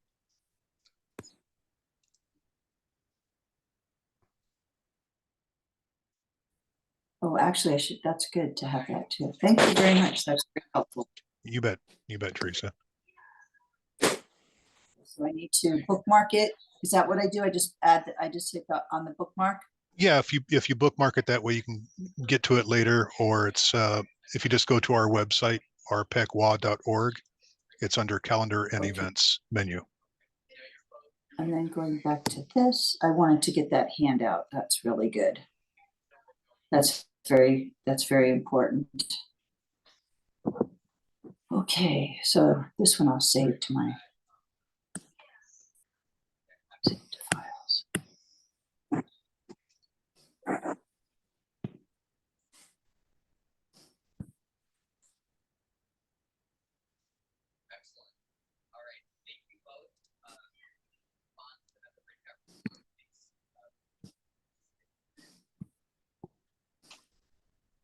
Barry, did I get you in the right room?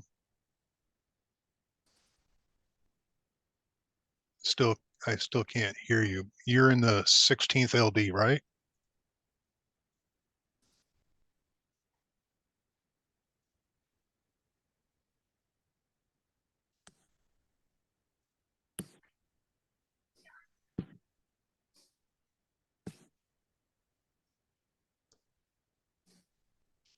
Eric, are you and other staff members handling the next few items from here? Yeah, we'll do the wrap up.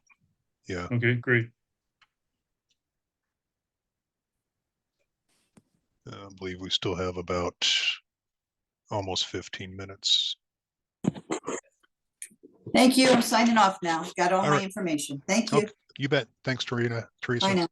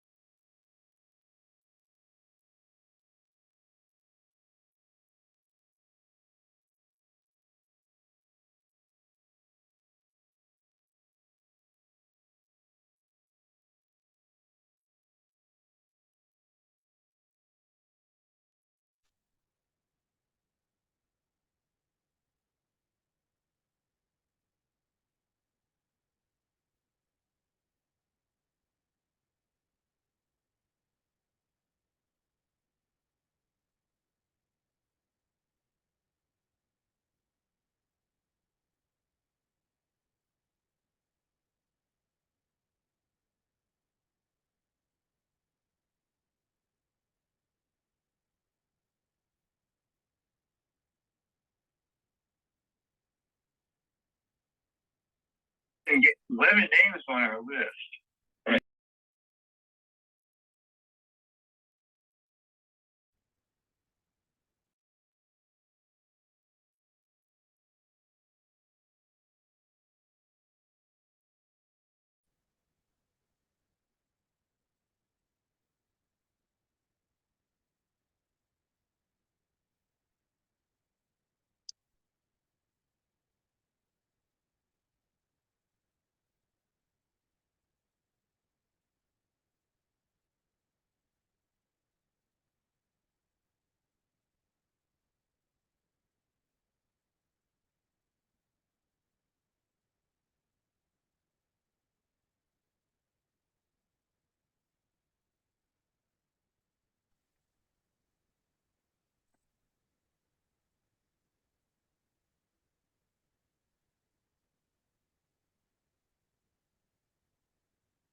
Wow, they made it back.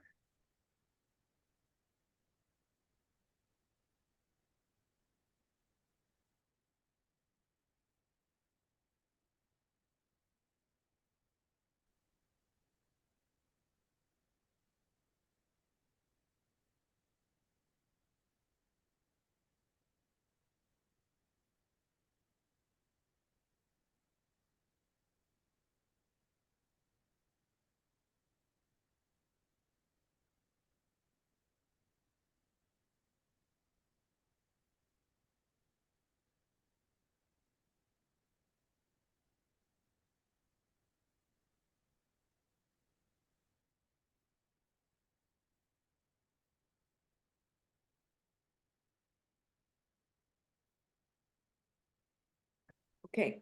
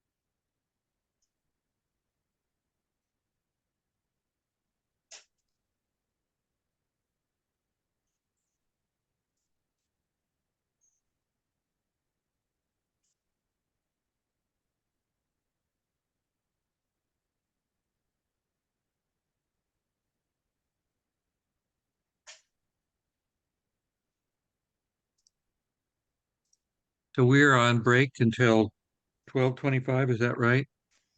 Okay, well, the 28th LD is back in the main meeting. We're done with the business that we thought we needed to cover. And on break till 12:25. Okay.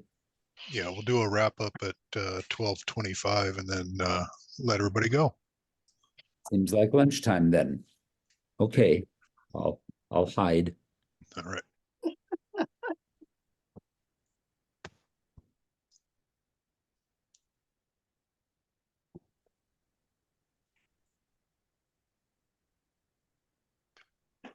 Derek, I'm just letting you know that I'm gonna go ahead and leave now. I was with Aruna and we'll do ours today. Okay. But I'll get off. I've still been being sick, but we're getting stuff done. So I'll talk to you guys later. Oh, Okay. hey, we couldn't find where the response is that we're supposed to report what the legislator said. So we were thinking we just send an email to the office because we can't see it online. Not online, but we couldn't see it in the packet. It's yeah, there wasn't, it's a In digital. we don't see it in email either, Derek. It's not in email. I sent, I put in chat to Alyssa that I don't see it in chat, I mean, in the email. And I know it was, what was in the packet was the evaluation form of the legislative day training. Right. So, you know, that doesn't meet the need for the purpose, the critical analysis that you guys need. So if you have the form ready and send it to us, that'll be great. If not, probably Alyssa is really busy. So Yeah. May I answer that? Aruna, I just put the link in chat. If you go to our website, it's under calendar and events on the menu bar. You'll see legislator meeting report form. I just put the link in there and then we will cover that when I bring everybody back as well. You put it in the chat. Okay. Yep. I need to find that. I'm having some problem with my system today. I don't know why I'm not able to chat. Oh, okay. I see it now. It's also at the very bottom of the email almost. It's just a little line where you can click on it. Yeah. And yeah, we'll do a kind of a real quick screen share of the website and show you exactly where to find it. So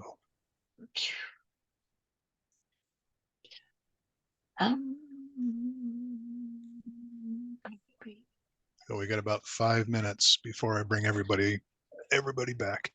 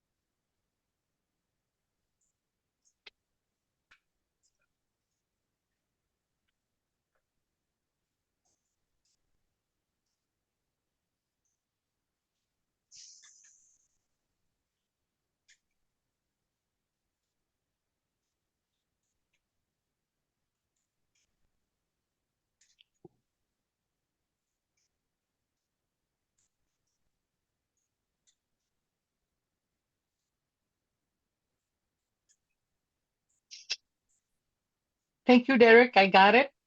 Good. I'm Good. going Excellent. to check out. I'm going to check out. Is that okay?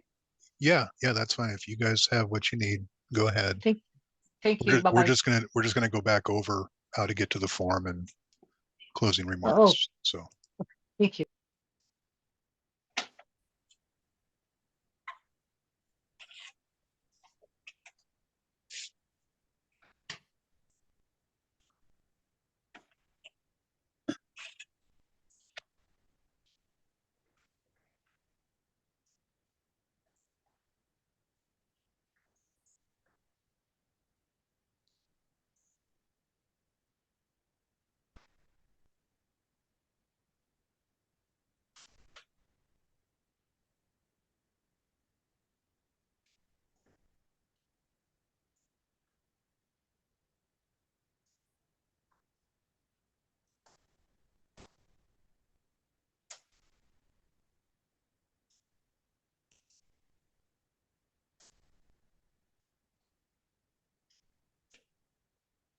O'clock.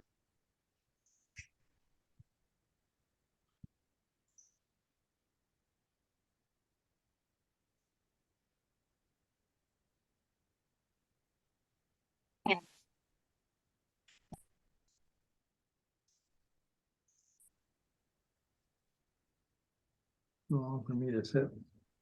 okay, everybody should start rolling back here pretty soon. Uh-oh. Hiya, it's Adrian. Hey, did you guys mean for us to really email this document in advance? The handout? Yeah. You guys aren't sending it? Everybody's gonna email their legislators? Yes.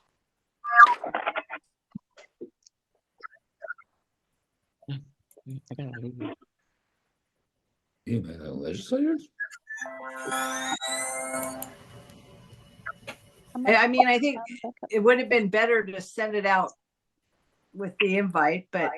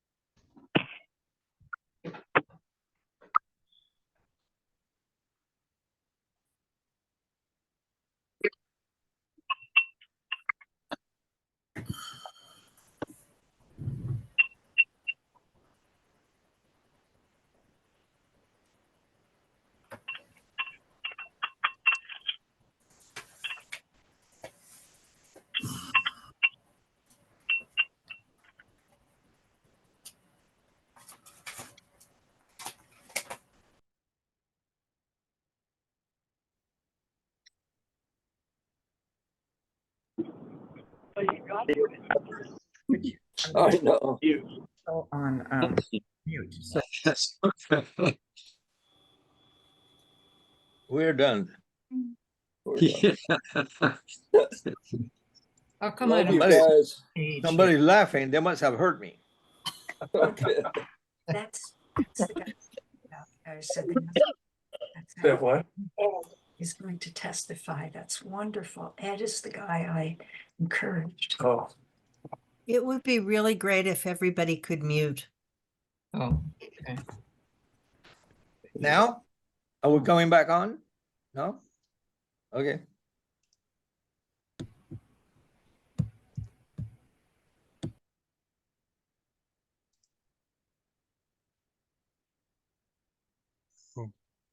Okay, I think everybody should be back, those that are still here. Okay, so I'm gonna real quickly go over getting to our legislative report form. And if you go to our website, everybody see that? Under calendar and events, you'll see legislative day.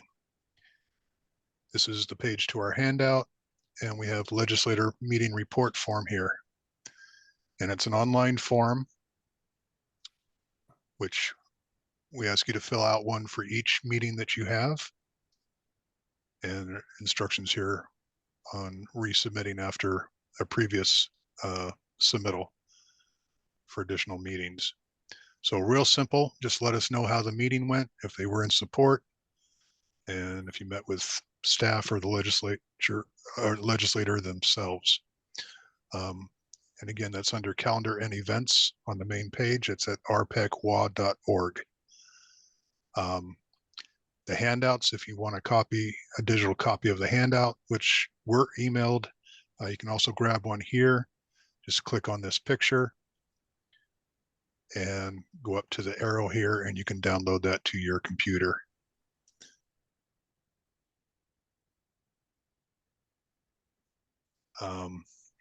And then also, if you visit the original Ledge Day page, we also put in a link to the digital packet, which was sent to you. So if you need to go back over it, and we'll update that with,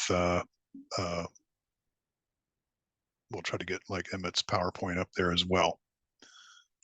So be happy to answer any other questions you have. Is there any way to confirm that we have the correct Zoom link for our meeting with the Ledge? Alyssa was very cautious in putting together all her emails with all the links to the legislators. Okay. If you are in question, we can put that back in chat. If you're unsure about anything, please email Alyssa so that she has it handy, and we'll get her email address put back in here.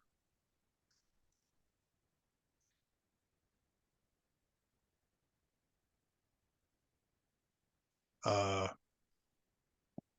evaluation form. The evaluation forms themselves, we'd like those from you individually to know how you felt about that individually. That's a lovely screen, Marva. So every one of us answers that question. For the evaluation, yes. Correct. Okay. Your lead for the group can fill out the legislator meeting report form. Or you can fill those out individually as well. That's fine. But for the legislator report forms, you know, at least the lead for the group, if they reported back to us, let us know. The evaluation forms that are in your packets, we'd like to hear from each and every one of you. Judith, you have your hand up. Yes, I do. Thank you. And I will lower my hand immediately. I had a confirmation that just because the consul office had not heard back from the legislator, if we know them, we can just go ahead and make meetings with them. And so then we would use the very same form to report those individual meetings.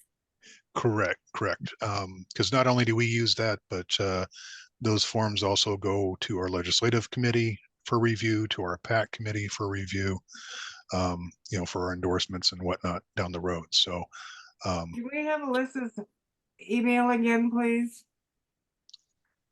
yeah. It's in the chat. Yeah, I'll drop it right back in there again. Barbara. Our group had a question on sending the flyer. Who is sending the flyer?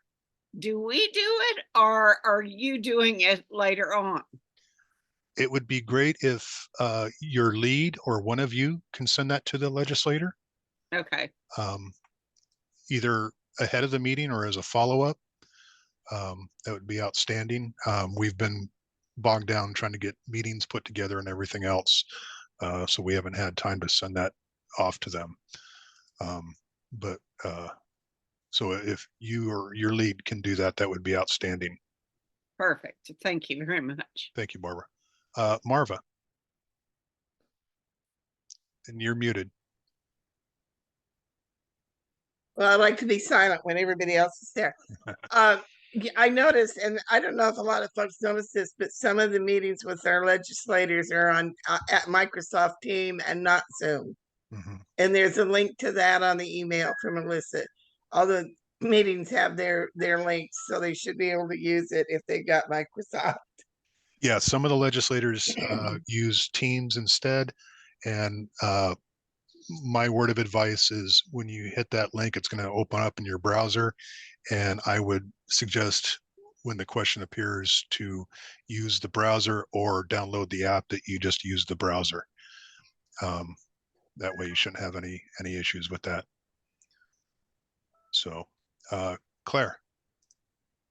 Just to note, I've just spent about 2 minutes copying the handout on House Bill 1985 from the email that we all got with our scheduling information late Friday, and then pasting that into an email to my senator and her LA.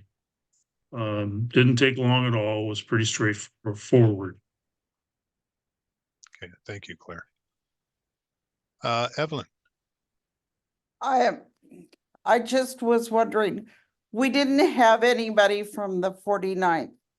And if I notify, can I call? I can go ahead and call Monica Stonier, who is the majority whip, and tell her what we needed to do. I mean, tell her about Plan 1. Can I do that? If we didn't have any meetings scheduled for that LD and you have a relationship with them, yeah, you could definitely reach out and try to schedule a meeting or at least send an email encouraging their support for HB 1985. So yes, definitely. I did actually just get a meeting confirmed with Representative Wiley. This morning, I sent an email. You might have received it as a calendar invite from Zoom. But that is going to be tomorrow at 11 a.m. So let me know if you haven't received that confirmation, but I was able to get one in the 49th for you.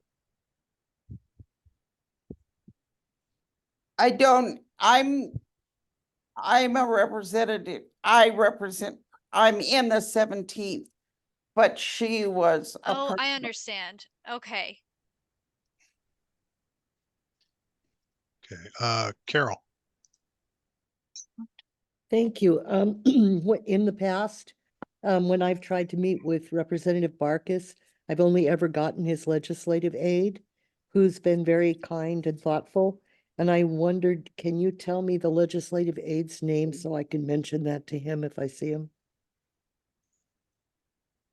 For Representative Barkus. Yeah, I think Alyssa will probably try to look that up for you and see if she can drop that in chat to you. I appreciate it. Thank you. Mark. So when I last asked a question, it was morning, so I'll start by saying good afternoon. I think we've turned the corner on morning. I wanted to mention that in our breakout group, a couple people pointed something out that we agreed was a pretty powerful argument. And it simply was that while the handout is really well done and talks about inflation versus our COLAs, the reality is that that inflationary number there is all goods and services. I mean, that's basically the consumer CPI.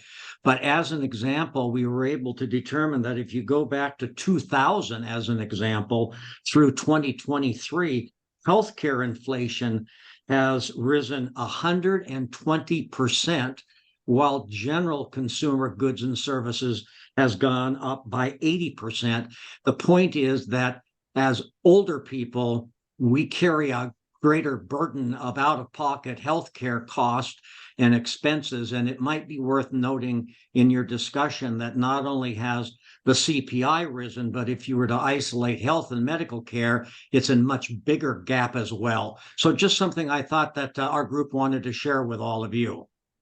Definitely appreciate that, Mark. And usually in arguments for inflation, we go back to when the COLA was repealed Exactly. in 2011. So that's where we get the 40% Right. loss of purchasing power on that. So Joanne.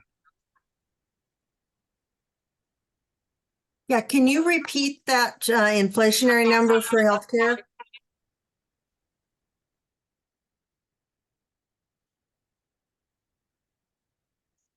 Mark, you're muted again. We understood, Derek, that the numbers here corresponded to when we lost the COLA, which makes all the sense in the world. But unfortunately, the graph that we were able to find online started in 2000. And so between 2000 and June of 2023, healthcare costs increased by 120% versus all goods and services / CPI of about 80. So, gosh, what is that? A 50% differential there. Thank you. You're welcome. Okay, Celeste. Yes, I'm the only one in my legislative district, and I'm working at a disability, well, at a handicap because A, I'm not in PEB, and B, I get my health care through the military. So I'm really glad for some people to give me the numbers so I get the story. I wish that there were someone else that had a hardship story, but unfortunately I'm in the city of Tacoma and military health care, which are both better than PEB and the state system. So I really like those numbers, because not only am I going to be talking to Lori Jenkins, but tonight is the 27th LD Dems meeting, and I'll probably give a little speech there too, to the other legislators that didn't sign up. I'm on the e-board for the 27th. Okay. All right. Thank you, Celeste. Brian. Yeah, in terms of forwarding or emailing the flyer to our legislators, I just went to the legislative website and to emailing my legislator, and there's really no place to attach or download an attachment. Okay. Let's see. I'm not sure if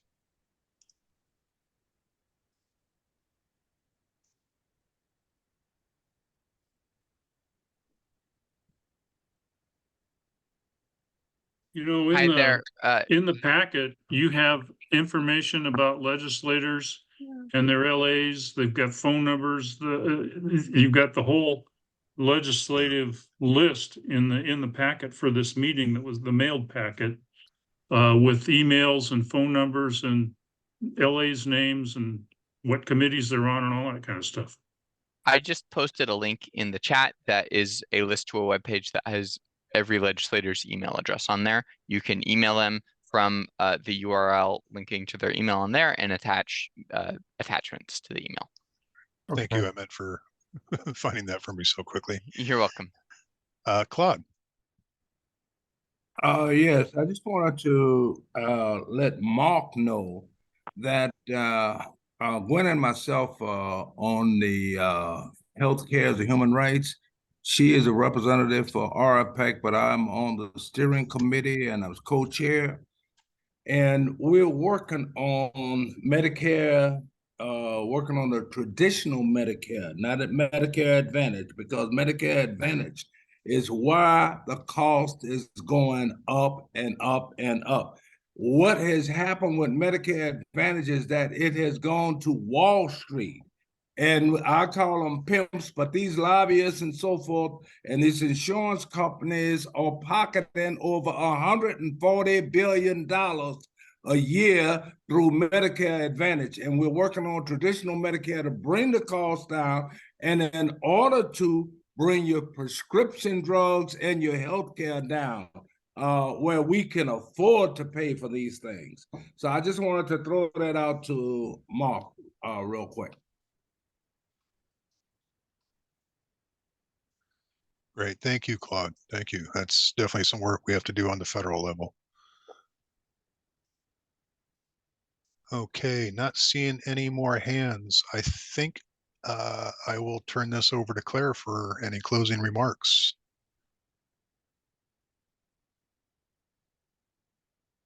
Okay.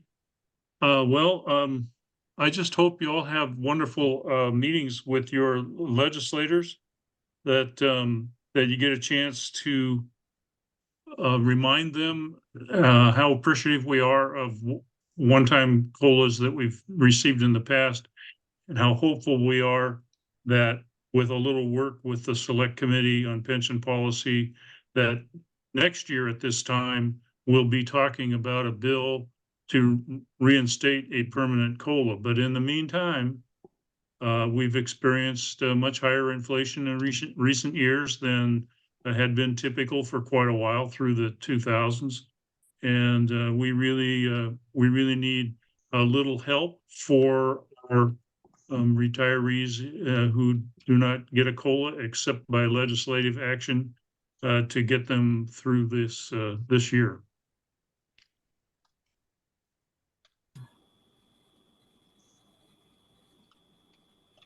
Claire, Yeah.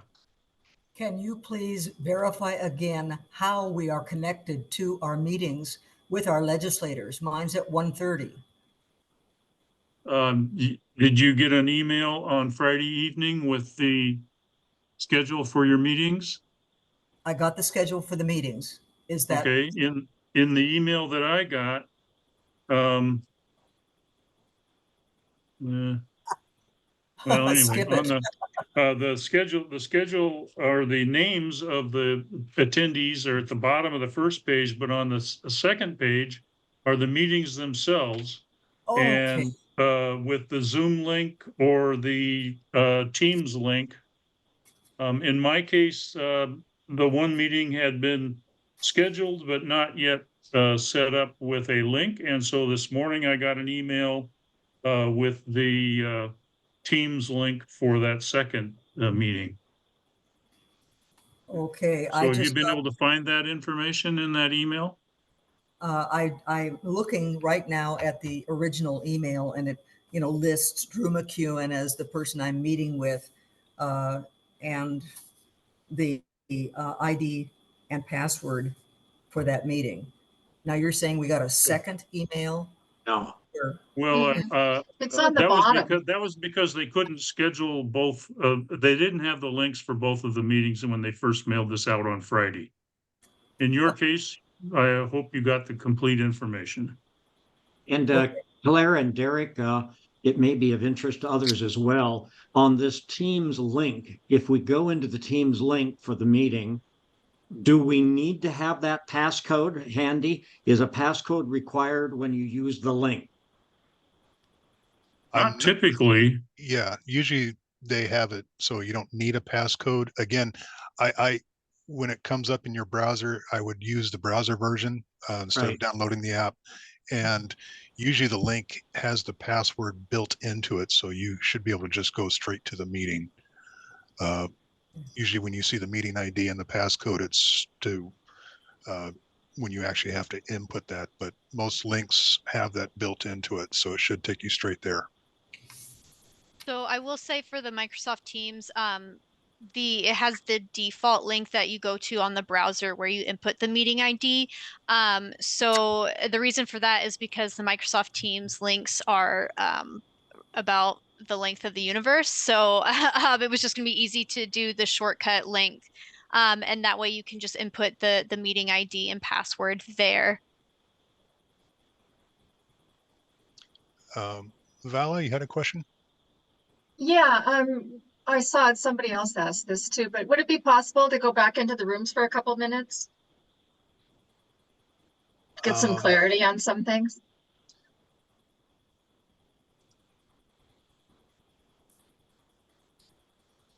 Let's see. Potentially. So the email that you got has the contact information of the folks in your legislative district. You could email all of them. Or their phone numbers are also in there.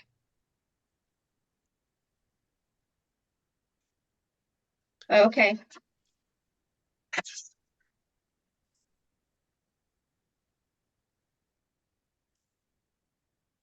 Elliot, you had a question?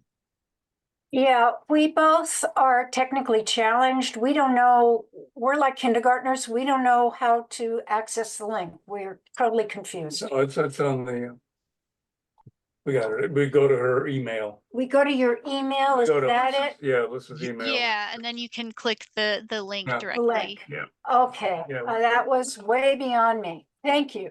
Thank you Yeah. for your patience. Not a problem. We definitely appreciate you all bearing with us through this sudden change we had to implement. Not seeing any other questions today. I just wanted to say you guys did a good pivot though. Thank You know, you. for the type of change that had to happen with the number of people. Well, You did a good pivot. appreciate that. Appreciate Thank that. you. It was a nice little Christmas present to us all. Totally agree with that. You guys knocked it out of the park. Thank you. Yeah, I got to start my break on the right foot there. Something to look forward to coming back from breaks. Carol, you have a question? Yes, thank you. I must have not heard the answer to the question. I had typed in earlier and somebody said it again. Can we go back to the chat rooms for a few minutes when this session is done right now? Yeah, I can open them back up for those who are still left here. Okay, just for a couple of minutes and yeah, that'd be awesome. Yeah, and if you're done for the day, then feel free to leave at the end of that. I'll leave the room open here for a little bit longer. I do have to close it before 2 o'clock for a meeting. So, but I'll go ahead and open the rooms and it'll move you out. And if you're done, have a great day. Have good meetings. Thank you all for coming. Thank you.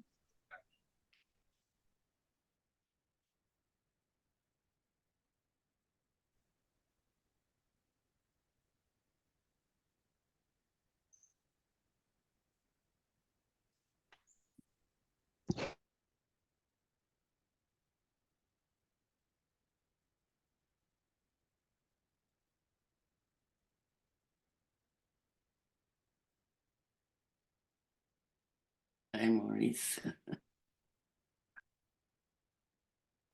There you are, Penny. There I am. Yep. I got up early thinking it was in the morning because I hadn't paid any attention to the time and I went back to bed. Oh, okay. I'm gonna go back on mute. We're still in live session, so. Okay.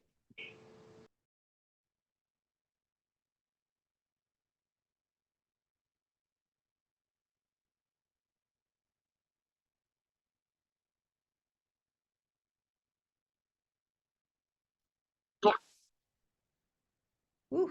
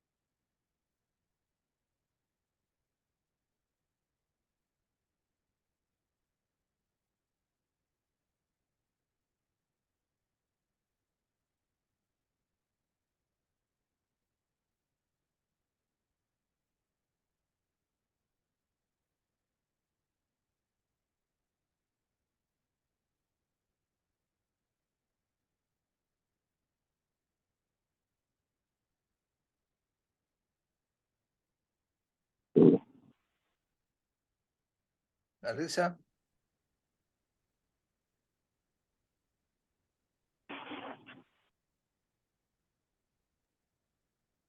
Ed, do you have a question? Well, we have a name on the list of a James BALS, and the phone number is kind of strange.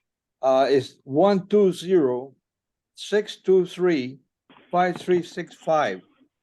I don't know if that's a correct number. The person, I didn't see them on the list of participants, and I just tried calling and I'm not getting anywhere. I also figure it may be 206 instead of 120, but Yeah, the 120 might have been a typo for probably a 206.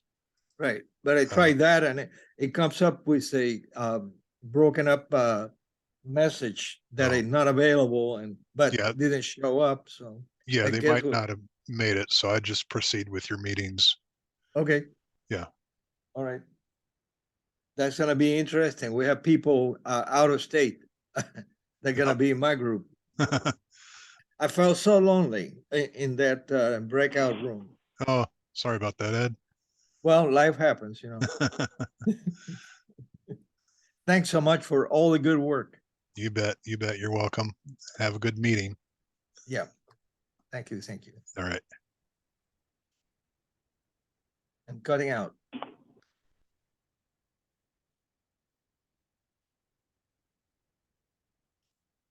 Let's get out of here. Thanks, Katrina.